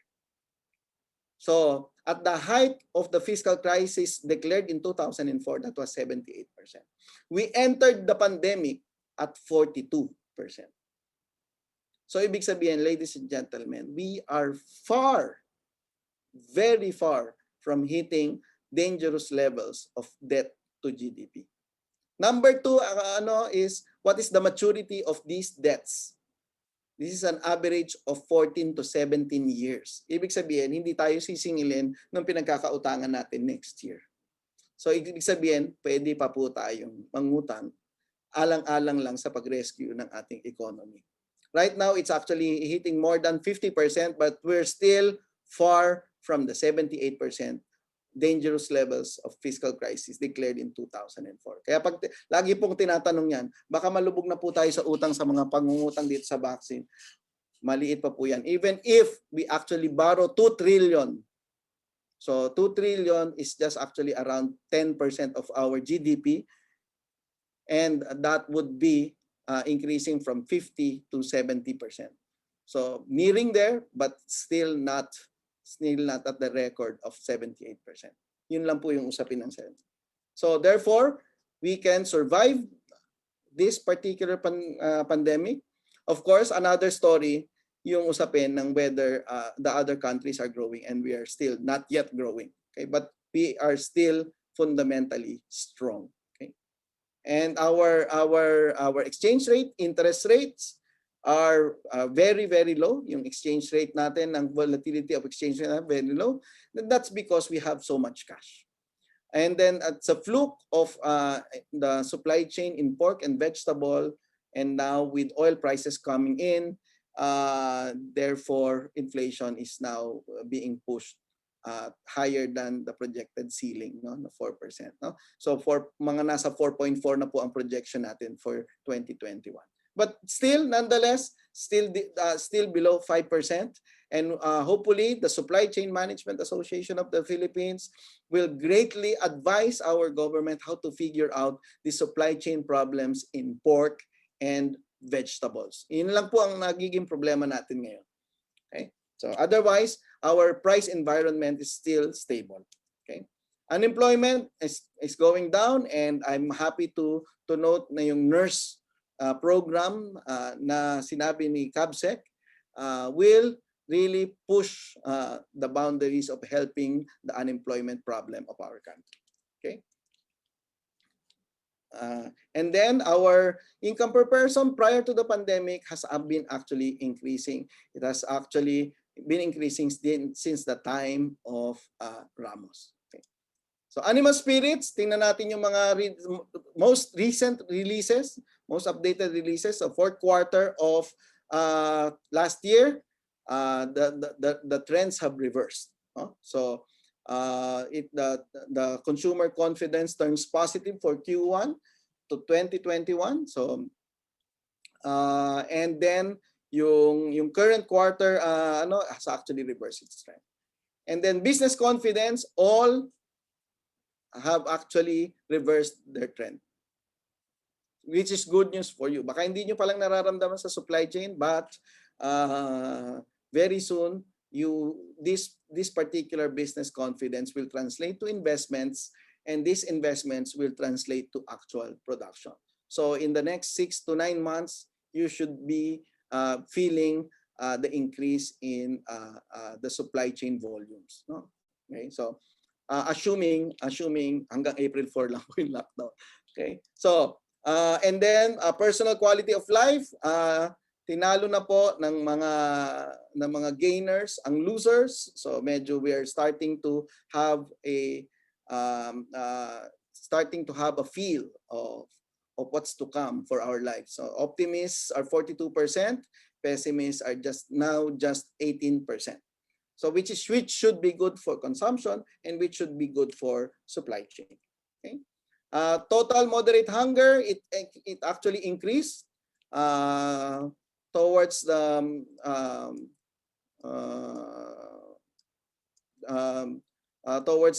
during the pandemic, and then but it actually is to 16% in November 2020. Okay, so 91% of Filipinos enter New Year with hope. So lowest since 2009, but still yung green na pa rin is dominated by hope. So so don't lose hope. Marami pa ring umaasa na kaya natin. Okay? So and then the Build program, huwag niyo pong kalimutan. So Skyway Stage 3 is done. Okay, it will be fully open very soon, and then the NLEX SLEX connector, CALAX, so all these transportation infrastructure, ports, airports. So don't be distracted with this bad news, short-term bad news, because infrastructure projects are being completed left and right, and you should be actually arranging your bets on the future based on these infrastructure projects. Okay, so. And the good news for 2021 is that the national budget was not delayed. It was signed right before New Year. And therefore, we should be on our way procuring these projects. So by third, fourth quarter of this year, we should be on our way to feeling the effects of more infrastructure spending for 2021. Okay. Philippine regions, before the pandemic, these are the regions that you should be looking out for. Davao, Bicol, Central Visayas, Central Luzon, National Capital, and surprisingly, BARM, growing at almost 7%. So what's happening there? Go there, investigate what was happening. So in BARM, so of course, your usual places, Ilocos, Eastern Visayas, Calabarzon, should be still in your radar. This is the lampasan na natin yan, but this is my point. The point is the National Capital Region, which has 35% of the share to the total economy of the Philippines, has the lowest land area. So dito sa pandemic, the bad news, because all the regions outside Metro Manila still have very large land areas. And we have still so much room. Kung titingnan yung mabuti, tingnan nyo naman yung population density ng Metro Manila versus the other regions. Ang layo. So, look at the infrastructure projects of the government in all these regions outside Metro Manila, and don't be distracted, and then get your acts together and try to establish your presence as early as now. Buy properties. You have very low interest rate. Borrow now and buy properties so that when this pandemic is over in the next 2 years, you're all set up there. So baka by the time na ready na kayong bumili, napakamahal na po ng real estate. Nagbibilihan na po ngayon ng lupa outside Metro Manila. Okay? So use this quiet time, quote unquote quiet time, to strategically arrange your investments outside Metro Manila. So balik tayo super summary. Patapos na tayo, animal spirit, fundamentals, and population. Infrastructure, leaders, yan, you have that. Then tao, pera, emosyon. So tanong natin, meron ba tayo niyan? So sa lahat ng mga diniscuss ko sa inyo, in 1970s, in 1980s, so ano nangyari? So population, yes, yes, yes. Animal spirit, yes, no, yes. Fundamentals, yes, we had cash, but we only borrowed. Okay? Wala tayong extra income. So a solid economy ba tayo 1970s, 1980s? We had GDP growth, but we did not have a solid economy because inflation was 40%, 50%. Unemployment rate was very high. So anong infrastructure natin? It was financed by heavy borrowing from abroad. So yung leadership natin, kayo na lang bahala mag-copy. So conclusion, 1970s, 1980s, we were okay at the start, but became not okay when our creditors demanded that their money be given back. So yun ang bago. Now, 10 years before COVID, everything is yes, yes, yes, yes, yes. And it was the infrastructure was financed by own money. Kaya kahit sinong leader ilagay mo, okay tayo. So conclusion, okay. But we can be more okay with the proper leadership, no? Proper government. During COVID, which is 2020, yes pa rin naman lahat except na during that time, nawalan tayo ng confidence. We were emotional, but we were not confident. And therefore, our economy really went down. Okay? Solid economy, we did not have economic growth. We had price stability, and we had high unemployment rates. But we still have money for infrastructure. So, anong kind of leadership in government we had during 2020? Kayo na lang po bahala mag-comment dyan. But ang conclusion, we will be okay, and we will be more okay with the new okay. So, ito yung ating economy. In the last 70 years, all the way to Aquino, we did not have additional income from abroad. Itong mga gray bars na to, negative. And then we are still growing at 4 to 5%. Now that we have high bars of additional income, high reserves, high savings, we're still growing at 4 to 5%. So ito, natapilok lang po tayo, COVID-19. So if you take a look at our economy on a long term, 70-year, and then the next 30 years and 50 years, COVID-19 is a blip to our radar. No? So, and we will recover as soon as possible. And we will recover with higher growth because of the resources that we have not been using. We have so much money and we cannot access it.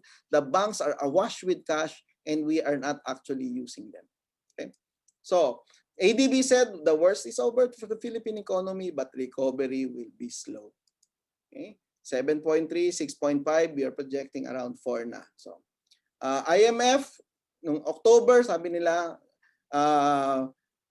slower 2021, but the worst is also over. Okay? So, and then ito, last item, my note is that election next year.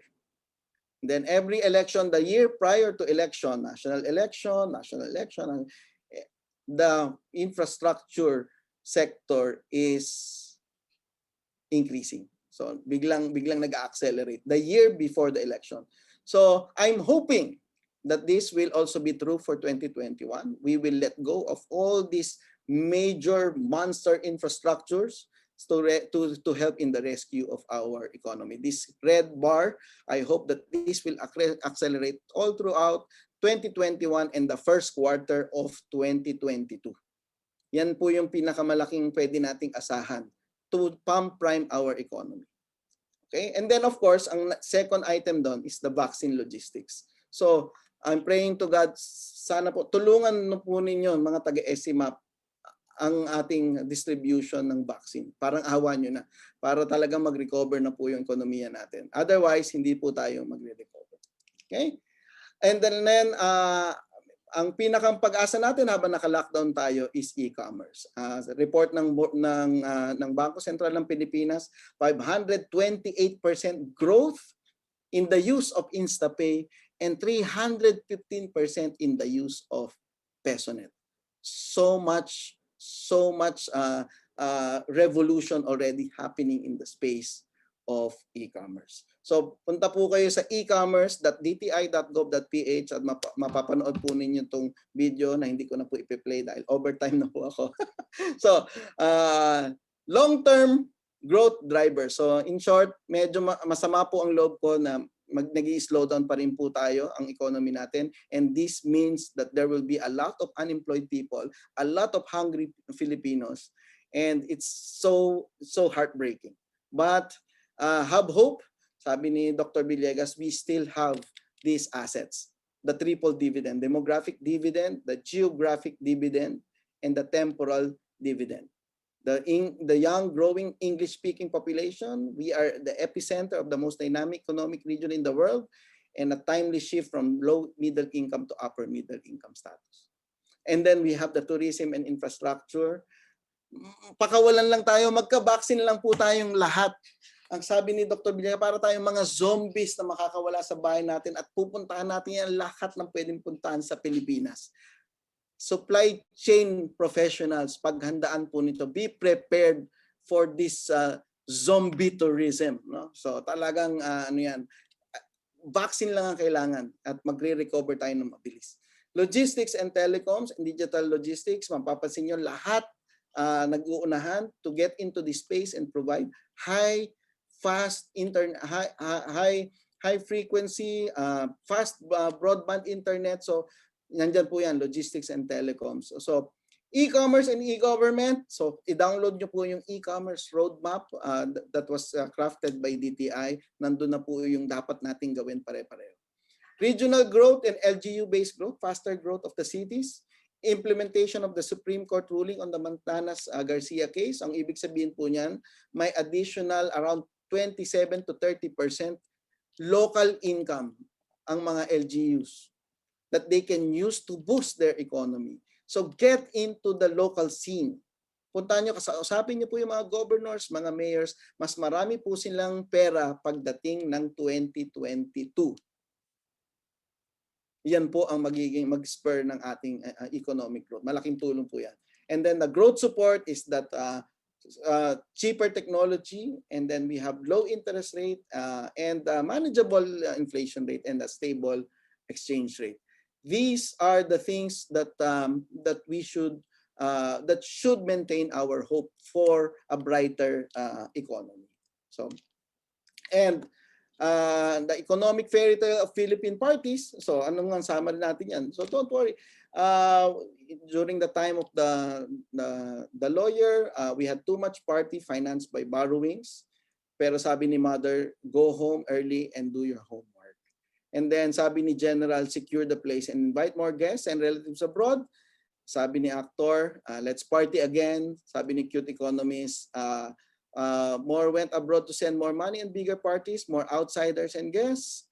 But sabi ni Housewife's Bachelor Son, let's not party too much. We must have a clean and organized party. Ang sabi naman ng ating The Punisher, build bigger, better party place so we can host the world party. We're open for parties.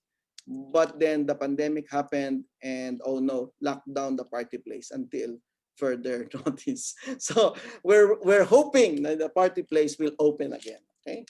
So, and these are the things that we should be getting ourselves into, get into the supply chain of all this, home, health, and hangout that will drive our family and friends enjoyment. So yung fulfillment of our family and friends needs. So, domestic tourism, food retail.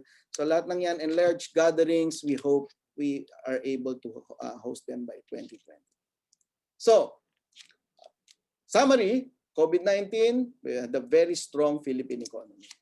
during COVID-19, it was actually a health crisis impacting the global economy. We were never affected by the global economy, pero it was a health crisis impacting the global economy that impacted us. 2021 to 2022, the new normal, we have the fundamentals. The Philippine economy and the Filipinos are equipped for economic global leadership, especially in e-commerce. And we have a trend for strong food security value chain, kakadiscuss lang ni Cabsec kanina, including agribusiness, transport and logistics, e-commerce and health. And then the government will lead on spending, especially on infrastructure and facilities for supply chain. Election in 2022 should accelerate the spending of 3 national budgets, 2019, 2020, and 2021. So we're back to super summary. We were okay, more okay than other countries. We were and we're not okay, but trying to be okay. But we are used to always trying to be okay. So the worst is over, ladies and gentlemen. We will be okay with the right mix of actions by the private sector and the government. We will be more okay. And with the strategic choices, there will be a new type of okay.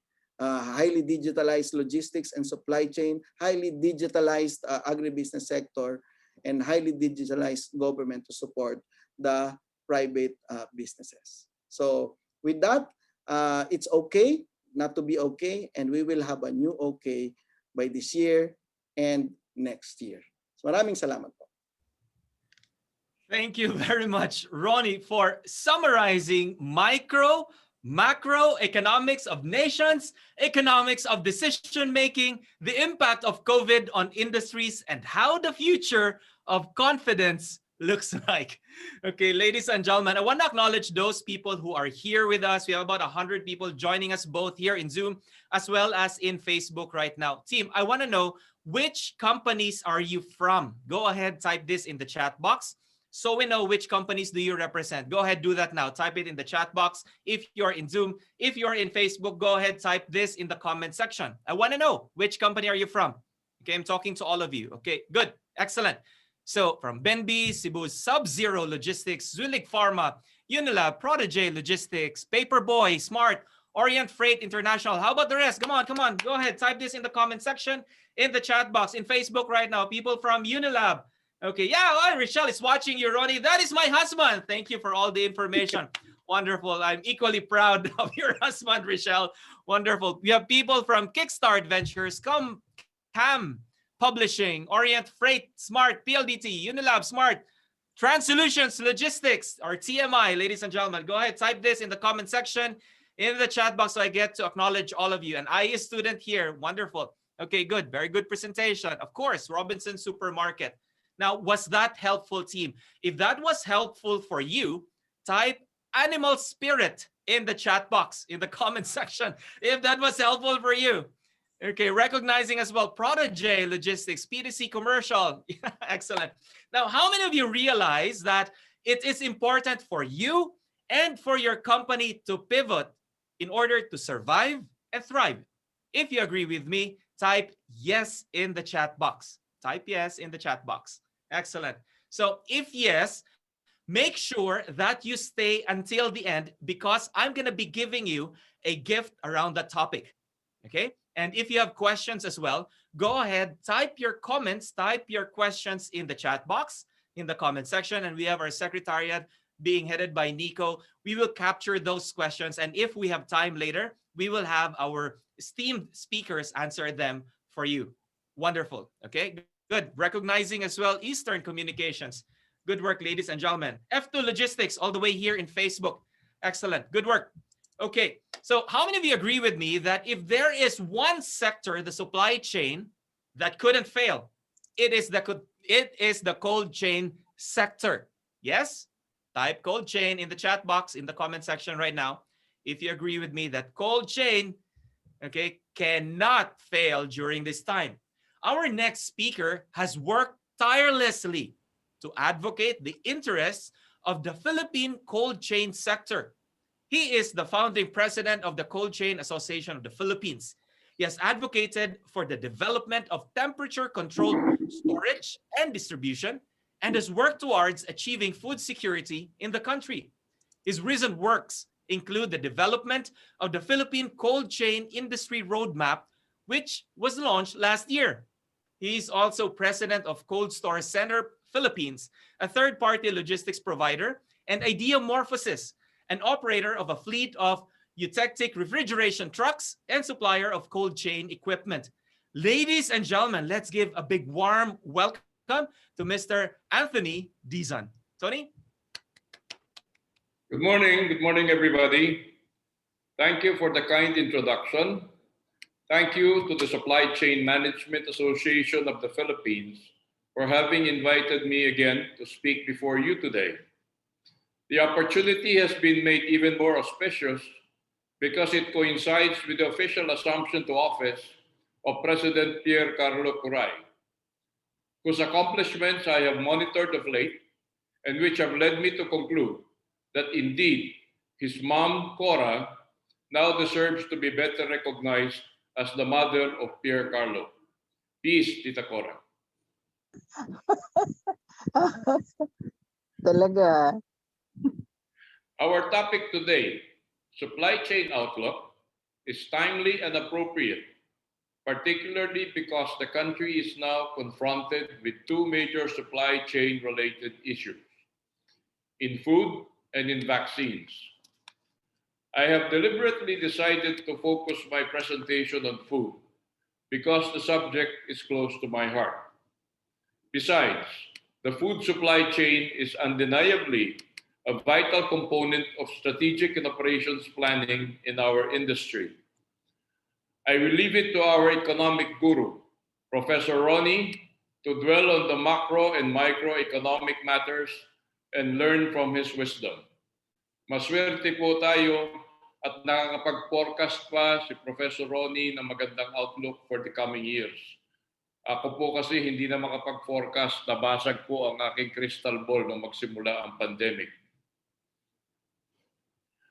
With your indulgence, and whatever it may be worth, I will volunteer to mention a few observations on the vaccine distribution program, purely from a logistics perspective.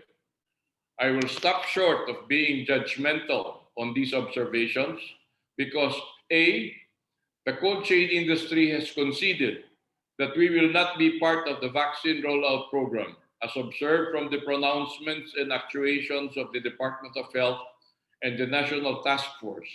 And B, most of us in the industry are part of the herd community.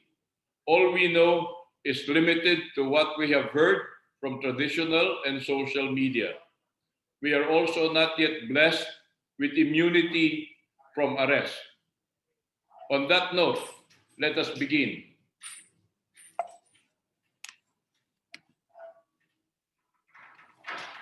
We would like to start our presentation with our entrance antiphon. Number one, the supply chain works only if there is supply. I don't think I need to explain that any further. Number two, the operative word in cold chain operations is post-harvest. Cold chain relevance in the supply chain for food products becomes relevant only if there is sufficient harvest to support cold chain activities. Third, effectiveness of the supply chain is defined by the balance among the key components: supply, distribution, and consumption. And before we proceed with the data that we want to present, our mantra of the season: things will get worse before they get better. We'd like now to proceed to the situational analysis on food supply. We are now aware of the situation that pertains to the food supply issues in the Metro Manila and the rest of the country, as it's been brought about by the shortage in supply of a primary commodity, which is now pork. As announced by the Department of Agriculture themselves, the pork supply situation in Luzon may still take 2 years to normalize because up to now, we have not even started on the road to discovering a vaccine to counteract the African swine fever. Number two, the poultry supply in the country is normal, but also has been affected as an alternative to pork shortage. Number three, the capture fisheries product supply has been affected by the extended cold spell that we experienced in the first 2 months of the year. Ang magandang balita po, medyo marami na raw supply ng galunggong at bumaba na ng kaunti ang presyo. The bad news here is that the stopgap measures initiated by government have been scuttled by political propaganda. Going now to the distribution side, our first report is that the Department of Agriculture's plan to import 400,000 metric tons of pork for this year is per se normal. The chart on the screen will show that in the past 2 to 3 years, the import statistics for pork has stayed in the area of 320 to 330,000 metric tons per year. And this is under a condition or a situation where the normal production, the local production of pork was under normal conditions at about 2.2 to 2.3 million tons per year.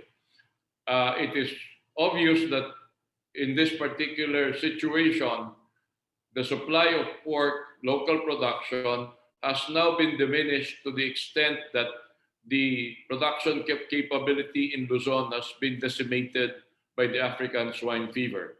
From latest statistics from the pork producers themselves, the claim is that now that 70% of the pork production capability in Luzon is now affected by African swine fever.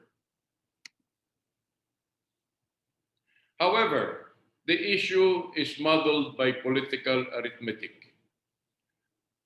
The claim is now that if we are allowed to import 400,000 tons of pork, it will kill the local pork industry. This is not necessarily correct. We just have to do a mathematical analysis of the situation before we rush to conclusions. However, bottom line, none of the Department of Agriculture plans have been acted upon. Ergo, the supply shortage will persist for at least 3 more months. Kung narinig niyo po ang balita kanina umaga, ang sabi po nila, ang presyo po ng baboy ay maaring umabot ng 400 pesos per kilo dahil nga po lumalala pa ang supply shortage as of now. However, kung matuloy naman po itong 400,000 tons na imported na baboy na binabalak ng gobyerno, we really also have to understand that there should be a calibrated response in this particular area, because if the 400,000 tons materialize over a short period, we will also have logistics problems. Number one is the market absorptive capacity. Pagka po ang dumating na baboy ay sobra-sobra sa kayang bilhin ng mga consumer, ang mangyayari po ay mai-imbak din ang baboy at magtatagal po lamang sa storage na makabubuti sana sa amin pero hindi po makabubuti sa consumer. Number two, pagka po tayo ay nagpasok ng 400,000 tons, ang nangangahulugan po yan, no, ang gagamitin po dyan ay malamang mahigit kumulang na mga 20,000 containers, reefer containers that will bring the imported products to the Philippines. Alam naman po natin na wala naman po tayong ganong karaming food products na ine-export galing sa Pilipinas. Kaya po maaaring maging resulta niyan ay outbound port congestion dahil wala pong pagdadala, hindi po natin mapapadala ang mga container na dumating ay palalabasin natin na walang laman. Pangatlo, alam po siguro ng karamihan sa atin sa supply chain industry na mayroong bagong pakulo ang Bureau of Customs sa pagpapasok ng mga containers ng pagkain na kailangan lahat ay kabitan ng electronic tracking devices para po daw matiyak nila na ang mga container ay doon pupunta sa dapat patunguhan. Ay pagka po sabay-sabay na dumating ang mga container, baka po kulangin ang e-track devices ng Bureau of Customs. Pag hindi po nila pinalabas, pinayagang lumabas nang walang e-track, ay magkakaroon po tayo ng port congestion. At pang-apat, alam po naman natin na medyo may kakulangan po ang tauhan ng National Meat Inspection Service, which is part of the procedure for the release, the evaluation and the approval of unloading for food containers. Pagka po hindi ma-inspeksyon ng NMIS inspector, hindi po papayagang mabuksan ang mga containers. Last observation, the pandemic situation has spawned a number of online food distribution activities that disregard safety and quality guidelines, thereby compromising consumer welfare. Ano po ang sinasabi namin dito? I'm sure that most of you have noted that there are a lot of online purchasing options that have now emerged na pwede po kayong bumili ng sariwang karne online. Ang problema po dito ay yung mga online businesses na hindi po lisensyado ng gobyerno ay maaring magtinda nang hindi alam ng gobyerno ang kanilang ginagamit na observation of safety and quality guidelines. Baka po tayo makabili ng produkto na hindi ka nais-nais. On the consumption side, there are no apparent economic relief mechanisms available for the Filipino consumer. Wala na pong ayuda, and therefore the budgetary constraints will remain. Hanggang ngayon po, we have people on the street who are still struggling to keep up with the bills for Meralco, for Maynilad and Manila Water. Palagay po namin in the absence of new relief mechanisms, ang budget po ng average Filipino mahihirapan pang makabawi over the next few months. So therefore, if food prices stay high, the consumer might just withdraw from buying. If this happens on a considerable scale, it could create a famine to feast scenario with corresponding deflationary effects. Pagka po dumating ang pagkain at wala na pong pabili ang tao, wala pwede po sa magiging epekto at sa magiging effectiveness ng vaccine rollout program ng gobyerno. Iyon po ang magdidikta kung ang ating mga consumer ay makakabalik na sa kanilang usual buying habits or kakailanganin pa rin magtipid dahil hindi pa nakakabalik sa trabaho at hindi pa po makababalik sa normal ng ekonomiya. So, what should we do? In this particular area, we have a few suggestions, and we hope that the industries concerned and the government agencies concerned will also take heed of these suggestions. Number one, we need to pursue a calibrated recovery strategy in areas that are presently ASF-free. Ang sabi po nila, kaya nakakarating pa ang baboy ng Visayas at Mindanao sa Luzon ay dahil marami pang lugar sa Visayas at sa Mindanao na hindi pa po tinatamaan ng ASF. And therefore, hindi po ba dapat na aggressively ay tulungan natin yung mga maghahayop, nagpapatubo ng hayop na makapagparami sila ng baboy sa kanilang mga lugar para po patuloy ang supply chain na manggagaling sa Visayas at sa Mindanao. Number two, we need to divorce our mindsets from the warm meat myth. Ano po ang ibig naming sabihin dito? Matagal na po namin tinatalakay sa Department of Agriculture yung kanilang remedial measures na ginagawa na ang gusto po nilang mangyari para po magkaroon ng supply ng baboy from Visayas, Mindanao to Metro Manila and Luzon ay magpadala ng buhay na hayop mula sa pinanggagalingan papunta sa consumption sector. Ang dahilan po nila rito ay dahil ang gusto raw po ng consumer, ang kanilang bibilhin ay sariwang karne rather than frozen meat. We beg to issue the hypothesis that warm meat is not immune from bacterial contamination. There are clinical studies that have shown that at temperatures higher than positive 15 degrees centigrade, the microbial growth on meat products becomes exponential.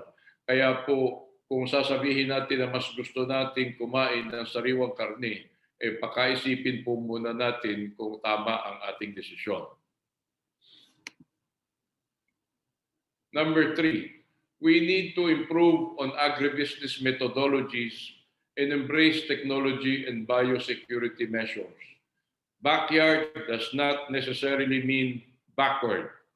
Ito po ay patungkol sa mga magbababoy, mga maghayupan na nagsasabing kailangan nila ng tulong ng gobyerno para sila ay makabangon muli sa kanilang kinalalagyan ngayon.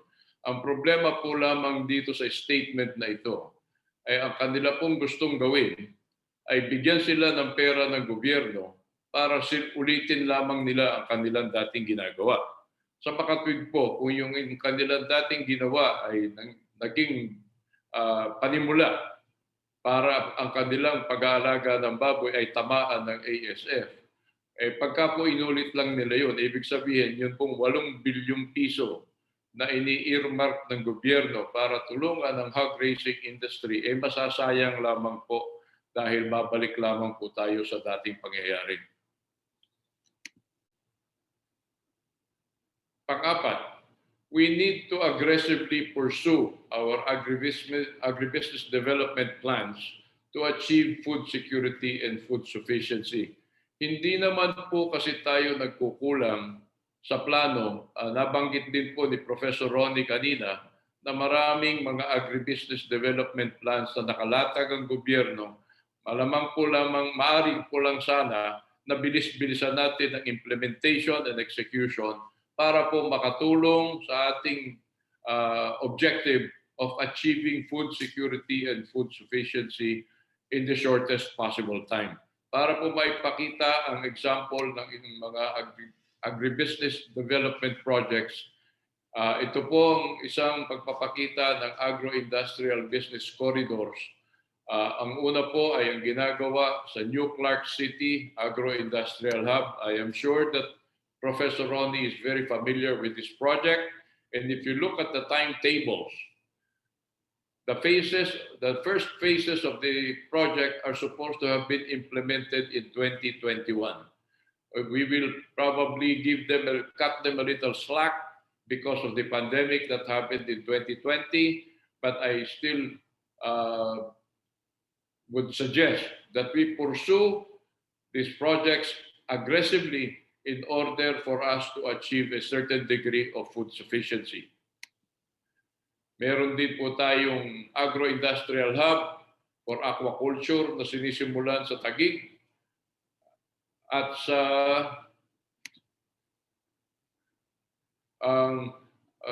iba pang lugar sa Pilipinas na maaaring makatulong sa ating mga pagpupunyagi na maayos ang food supply sa Pilipinas. Number 5, government must take a more proactive stance on communications and messaging, particularly on the issues of food safety and food security. Ano po ang aming ibig sabihin dito? Sana po, kami naman po ay nagsabi na sa gobyerno na handa naman kaming tumulong para iparating naman sa ating mga kapwa Pilipino ang mga tamang mensahe tungkol sa concerns natin sa food safety and food security. Masakit po kasi para sa amin pakinggan yung mga publicly stated messages ng ibang mga kasamahan natin sa industriya na nagsasabing kaya nagkaroon ng ASF sa Pilipinas ay dahil nag-import tayo ng baboy sa mga lugar na may ASF. Mayroon pa pong nagsasabi na hindi natin dapat tatangkilikin ang imported na baboy dahil ito po ay luma, dahil inabot na ng 2 buwan bago makarating sa atin. At pangatlo, yun nga pong nabanggit ko kanina, huwag daw pong tangkilikin ang imported na karne dahil ang imported na karne ay mas malamang nakapitan ng mikrobyo. Hindi naman po nila sinasabi kung ang local na baboy ay immune sa mikrobyo. And number 6, ang sa amin po is caveat emptor.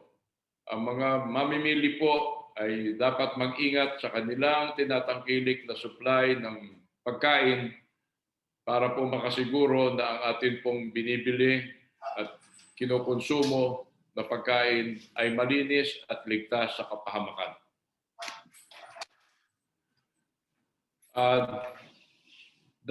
Yun na po ang katapusan ng ating presentation tungkol sa pagkain. Point, I mentioned that we will volunteer certain observations on the vaccine rollout program. We feel constrained to do this because the government pronouncements beget more questions than answers. Number 1, the National Task Force has announced that they will have 4,500 vaccination centers around the country and is aspiring to do up to 4 million inoculations per week. Based on inoculation process flow of 15 minutes per person, this is highly ambitious, considering that our actual track record has only registered a high of 23,000 per day despite a full supply of vaccines. Ano po ang aming ibig sabihin dito? Ang natin pong pinagdaanan in the month of March, since we rolled out the vaccine arrivals, dumating po ang 1 million doses. Hanggang ngayon po, ang nababakunahan natin ay 200,000 plus pa lamang. Paano po natin aambisyonin na makakapagbakuna tayo ng 300,000 a day? Hindi pa po namin nababanaagan o naririnig kung paano nila planong gawin yon.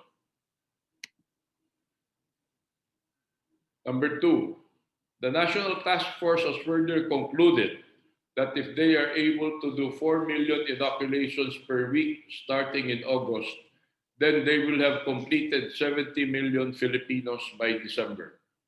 Obviously, however, the arithmetic does not provide for the time needed for those who will receive the second dose. Ang masyado pong na-simplify yung kanilang mathematical equations na pag pinagsama-sama mo ang 4 million per week between August and December, ang kanila pong kwentada ay matatapos natin lahat ng 70 million Filipinos by December. Sabi po lamang namin, we beg to disagree. Because the National Task Force Plan overlooks the logistical realities. First, that we will have 4,500 vaccination centers versus 42,046 barangays, which therefore now gives you a multiplier of about 10 barangays per vaccination center. Hindi po namin alam kung paano nila ipiprepare yung granular plan para po nila makover yung ganyang kalaking teritoryo. Next, we have to understand, kasi po ang kanilang ginagamit na example lagi ay ang mega vaccination site na nakita nila sa Taguig. We have to emphasize that there are no mega vaccination sites available in less urbanized cities. Ano po ba ang plano? Do we bring vaccines to people or people to vaccines.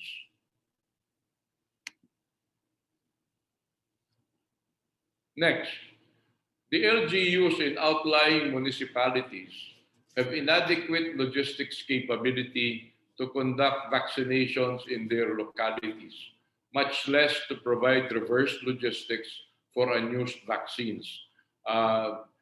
Ito po ay bunga na mismo ng pakikipag-usap namin sa mga nangangasiwa sa mga LGU sa mga bayan na labas ng mga highly urbanized cities.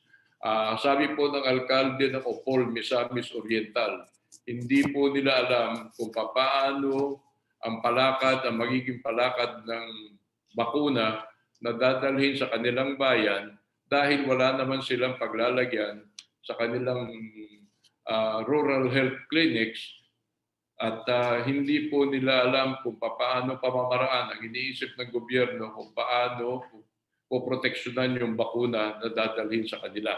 Ganon din po ang sabi ng mga mayor ng Atimonan, Quezon at ng iba pang lugar. Because it is unclear whether the terms of reference of the logistics service provider that will be selected, emphasis on will be selected dahil hanggang ngayon po hindi pa sila nakakapili. The service provider that will be selected by DOH, whether this includes last mile delivery to the vaccine administration locations. Hindi po malinaw sa terms of reference kung ang bakuna baga ay makakarating hanggang sa kahuli-huli ang barangay kung saan kakailanganin ang bakuna. So after having said all those, we therefore conclude that from where we sit, it does look like things will get worse before they get better. On the one hand, we have a cabinet secretary who made the hard decision to address a food supply concern that obviously did not sit well with some quarters and is now the subject of political grandstanding. I can only speculate that they may have confused pork with pork barrel. On the vaccine issue, which I am sure everybody agrees is the more urgent matter, we are beset with the reality that the personalities in charge are devout believers in rule number 1. The boss is always right. Rule number 2, you think the boss is wrong, refer to rule number 1. That is why they have to cascade upwards to the president the decision whether or not to reopen movie houses and gaming arcades. Now we even have contradicting opinions on whether excess vaccines delivered to the provinces should be redeployed to Metro Manila or not. Maybe this is a subtle hint that the president should decide. Hello, was there ever a prior plan before these vaccines were deployed? Meantime, despite all indications to the contrary, we have somebody who has the temerity to describe their efforts as excellent. We in the private sector business community can only watch in controlled anxiety and hope that a modicum of conscious concern will emerge before we all succumb to either COVID or hunger. So with all due respect, until we get our act together, the supply chain outlook is best described as dreary. I wish all of us a pleasant day. Please stay safe and healthy. Thank you and good morning. Thank you very much, Tony, for passionately expressing your thoughts on the current issues we're facing. Now, I'm hoping personally that a more collective approach to turn this into a solution-centric action. Maraming salamat. And Secretariat, I believe that we have simple tokens for CabSec Karlo Nograles earlier, as well as for Mr. Tony Dizon and Dr. Ronnie Balbieran. Can you just show them in the screen right now? And I believe that these are already on their way to their offices. And to you, Ronnie, your picture is not here. Your caricature is not here. You know that we have a gift for you as well. Okay, maraming salamat. Thank you, team. Now, our final speaker for today is the president of the Supply Chain Management Association of the Philippines. He is also the Vice President for Business Solutions of XVC Logistics and the co-founder and CEO of Insights SCS, a supply chain technology firm. Through these roles, he works to ensure more efficient and effective supply chains for all stakeholders. He helped develop the Scan Dashboard and Incident Reporter app, which the IATF uses to monitor logistics bottlenecks in the country.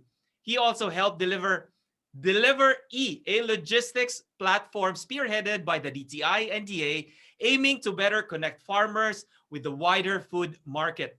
He has also helped expand supply chain education to entrepreneurs across the country through the Go Negosyo Kapatid Mentor Me program. Now, I know this man personally. We've done a lot of good work together, progressing teams and organizations. He is a disruptor and an innovator. Ladies and gentlemen, to present SCMAP's plans and initiatives for 2021 and beyond, ladies and gentlemen, your president, Mr. Carlo Curay. Round of applause for Carlo.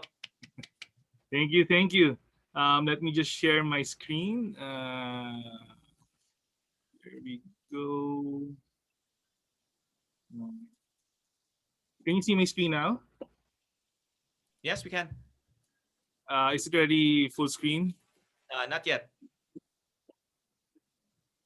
It's not on presentation view. It's not yet the presentation view. Wait, I think let me just set up. So sorry about that. Let me just set it up to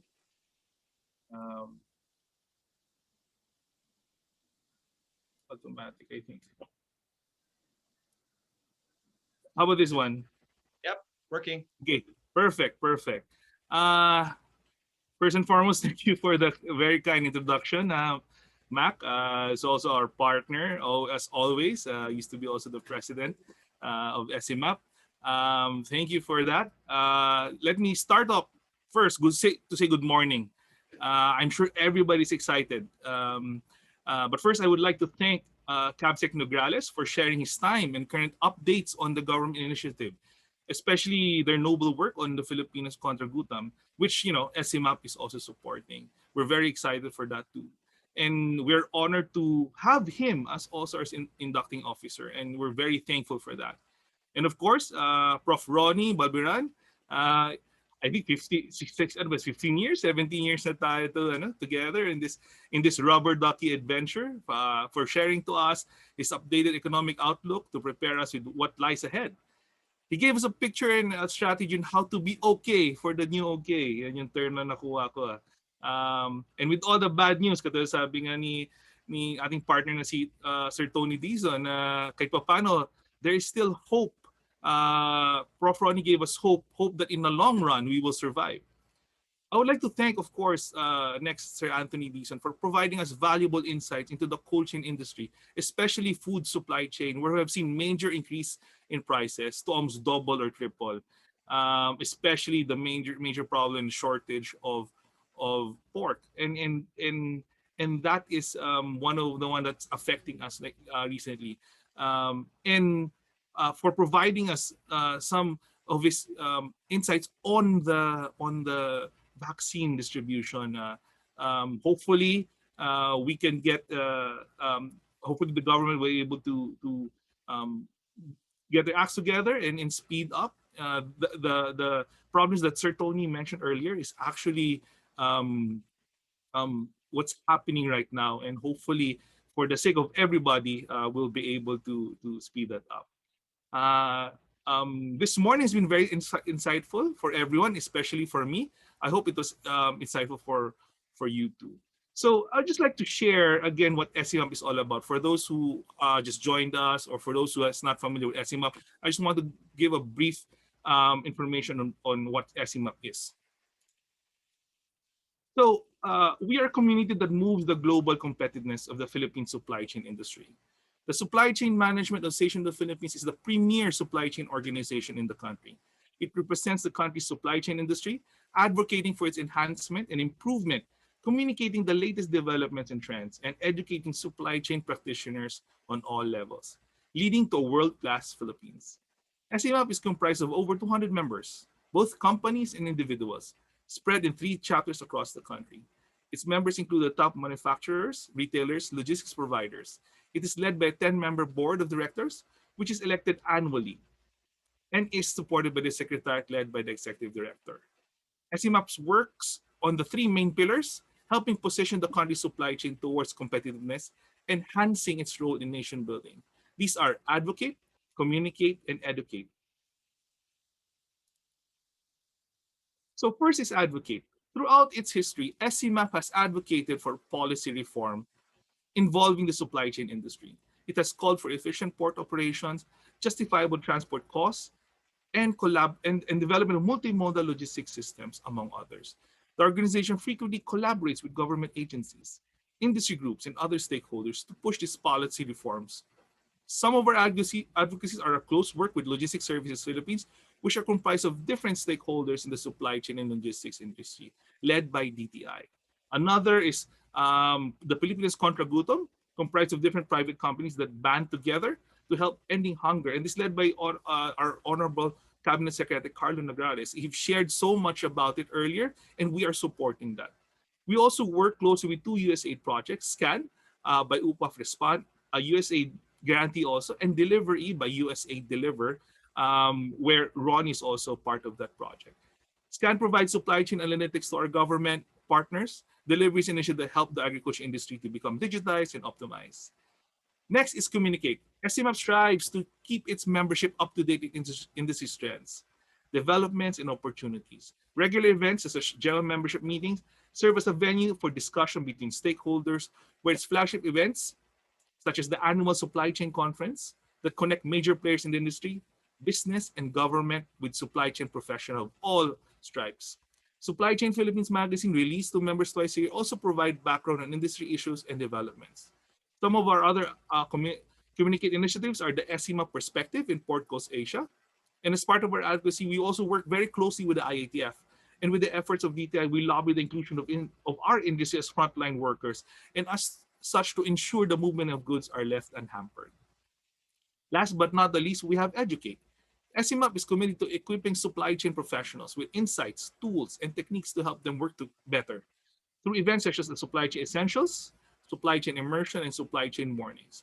The organization also works with the groups such as TESDA and Go Negosyo in formulating programs that aim at enhancing supply chain capabilities for everyone. From those working in the front line to entrepreneurs to middle level and corporate level supply chain managers. For TESDA, we help craft the training regulations for national certifications 2, 3, and 4 for warehouse services which enhances this and standardizes the skills of warehouse personnel. And we provide expertise to mentors to MSMEs through Go Negosyo.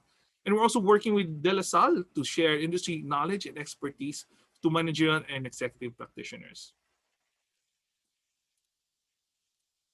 I'm sure everybody knows that it's been a very challenging year last year.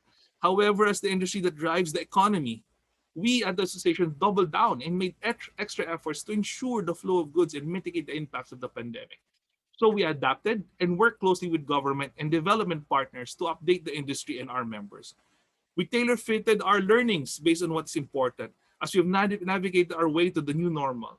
We started with supporting the IATF through Supply Chain Analytics Dashboard and Incident Reporter app that used by IATF to capture the supply chain issues, like what Max said earlier. Then we focus on providing our colleagues with best practices in safety in the workplace and the boom in e-commerce, which has become exponentially essential. And together, we've navigated how the new transport landscape brought upon us by the pandemic.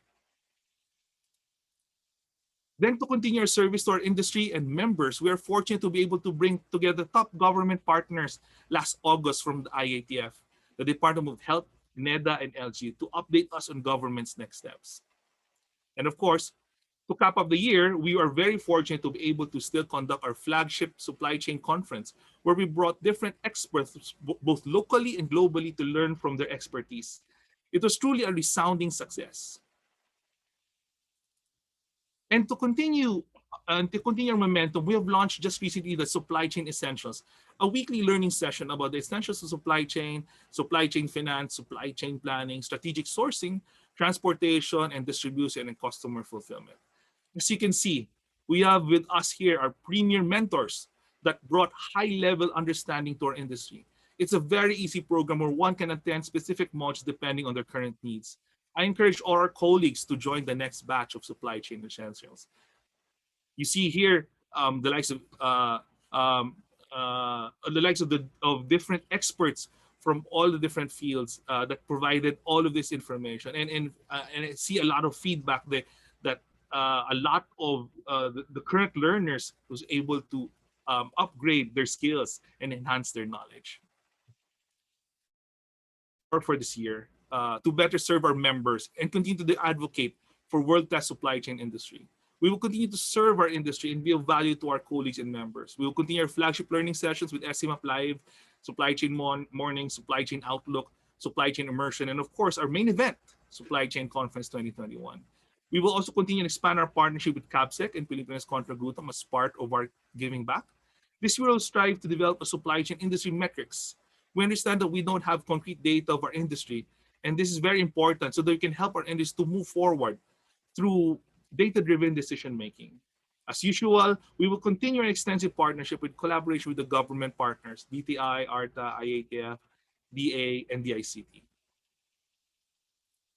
This year, we don't know what's in store. However, I know that our industry in nature is very resilient, and we'll continue to adapt whatever challenges that lies ahead. What I'm sure of is that we are very fortunate to have this year another set of highly experienced and high-level supply chain practitioners, as you can see here as board members. And I'm truly excited for this, as SCMAP will be able to provide expertise to our advocacy of moving forward the supply chain industry for our nation, our members, and our colleagues. I would like to thank especially all of our board members right here who's spending their time and offered their time to give back to our industry. And special mention to Christine Pardinas, our previous president, who helped forge this ahead for us and left a very good legacy that that is also hard to replicate. And hopefully, during my next 2 years, I'll be able to achieve the same. Again, thank you very much. And I'm very excited for this year's board members, and I'm very excited for SCMAP to be again the standard on moving forward the supply chain industry. Thank you. Thank you, President Pierre. Now, how many of you are excited for what is in store for SCMAP members? Type excited if you're excited. Go ahead, type this in the chat box, ladies and gentlemen. To those of you in Facebook, type this in the comment section. I have always been proud to be part of this organization. You see, a lot of people and organizations, they like to talk about the problem, but only a few are willing to exponentially. Type EXO if you are interested to learn how they are able to do it. Now, my company, Success Academy Learning Solutions, is the local partner in Asia for OpenEXO. OpenEXO is a global transformation ecosystem with more than 7,000 coaches, investors, consultants, and innovation specialists helping organizations, institutions, and people unlock abundance to grow exponentially and change the world for the better. How many of you would like to be a part of something like that? Type me in the chat box if you want this. Now, recently, Karlo and I have worked with Gothong Southern, and this is what they have to say. Nico, can you please show the clip, please?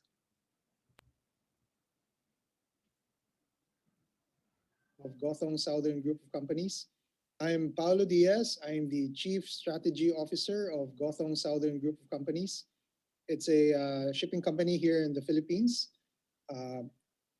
We've actually had several activities with MAC and Success Academy.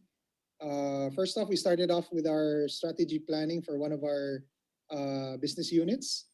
And from that, we actually were introduced to the EXO principles. We've actually influenced the mindset of most of our leaders in our group of companies, and out of that, it has influenced the strategies of our 5 business units.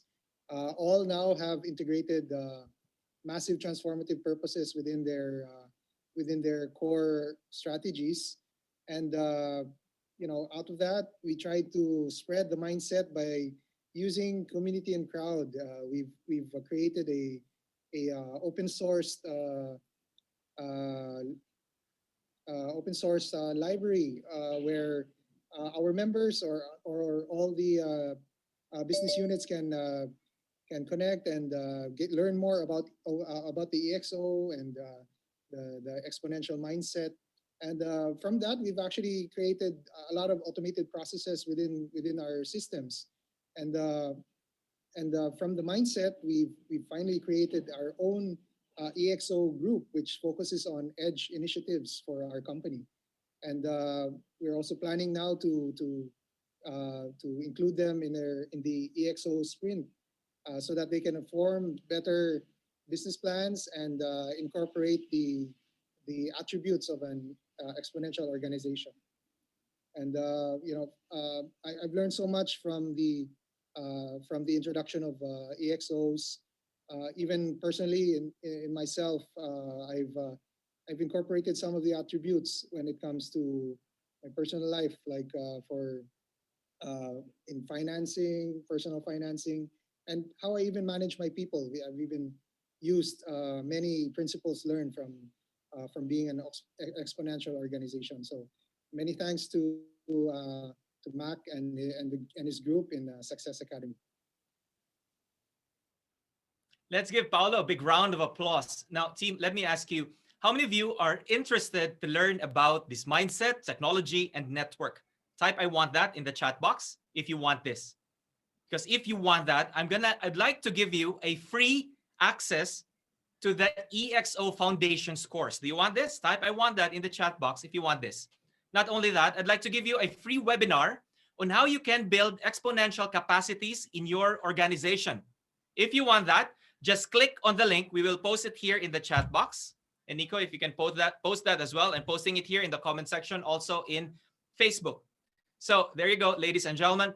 Thank you once again for choosing to spend your morning with us. Thank you as well to JNT Express Philippines, your event sponsor. Before you go, we would also like to request for your feedback. Okay, we're going to be posting the link. It should be available in your browsers at the end of the program. Once again, I'm Mac Comandante, and we hope to see you in future events. Thank you very much, team. That wraps up our supply chain outlook for 2021. Thank you. Bye-bye.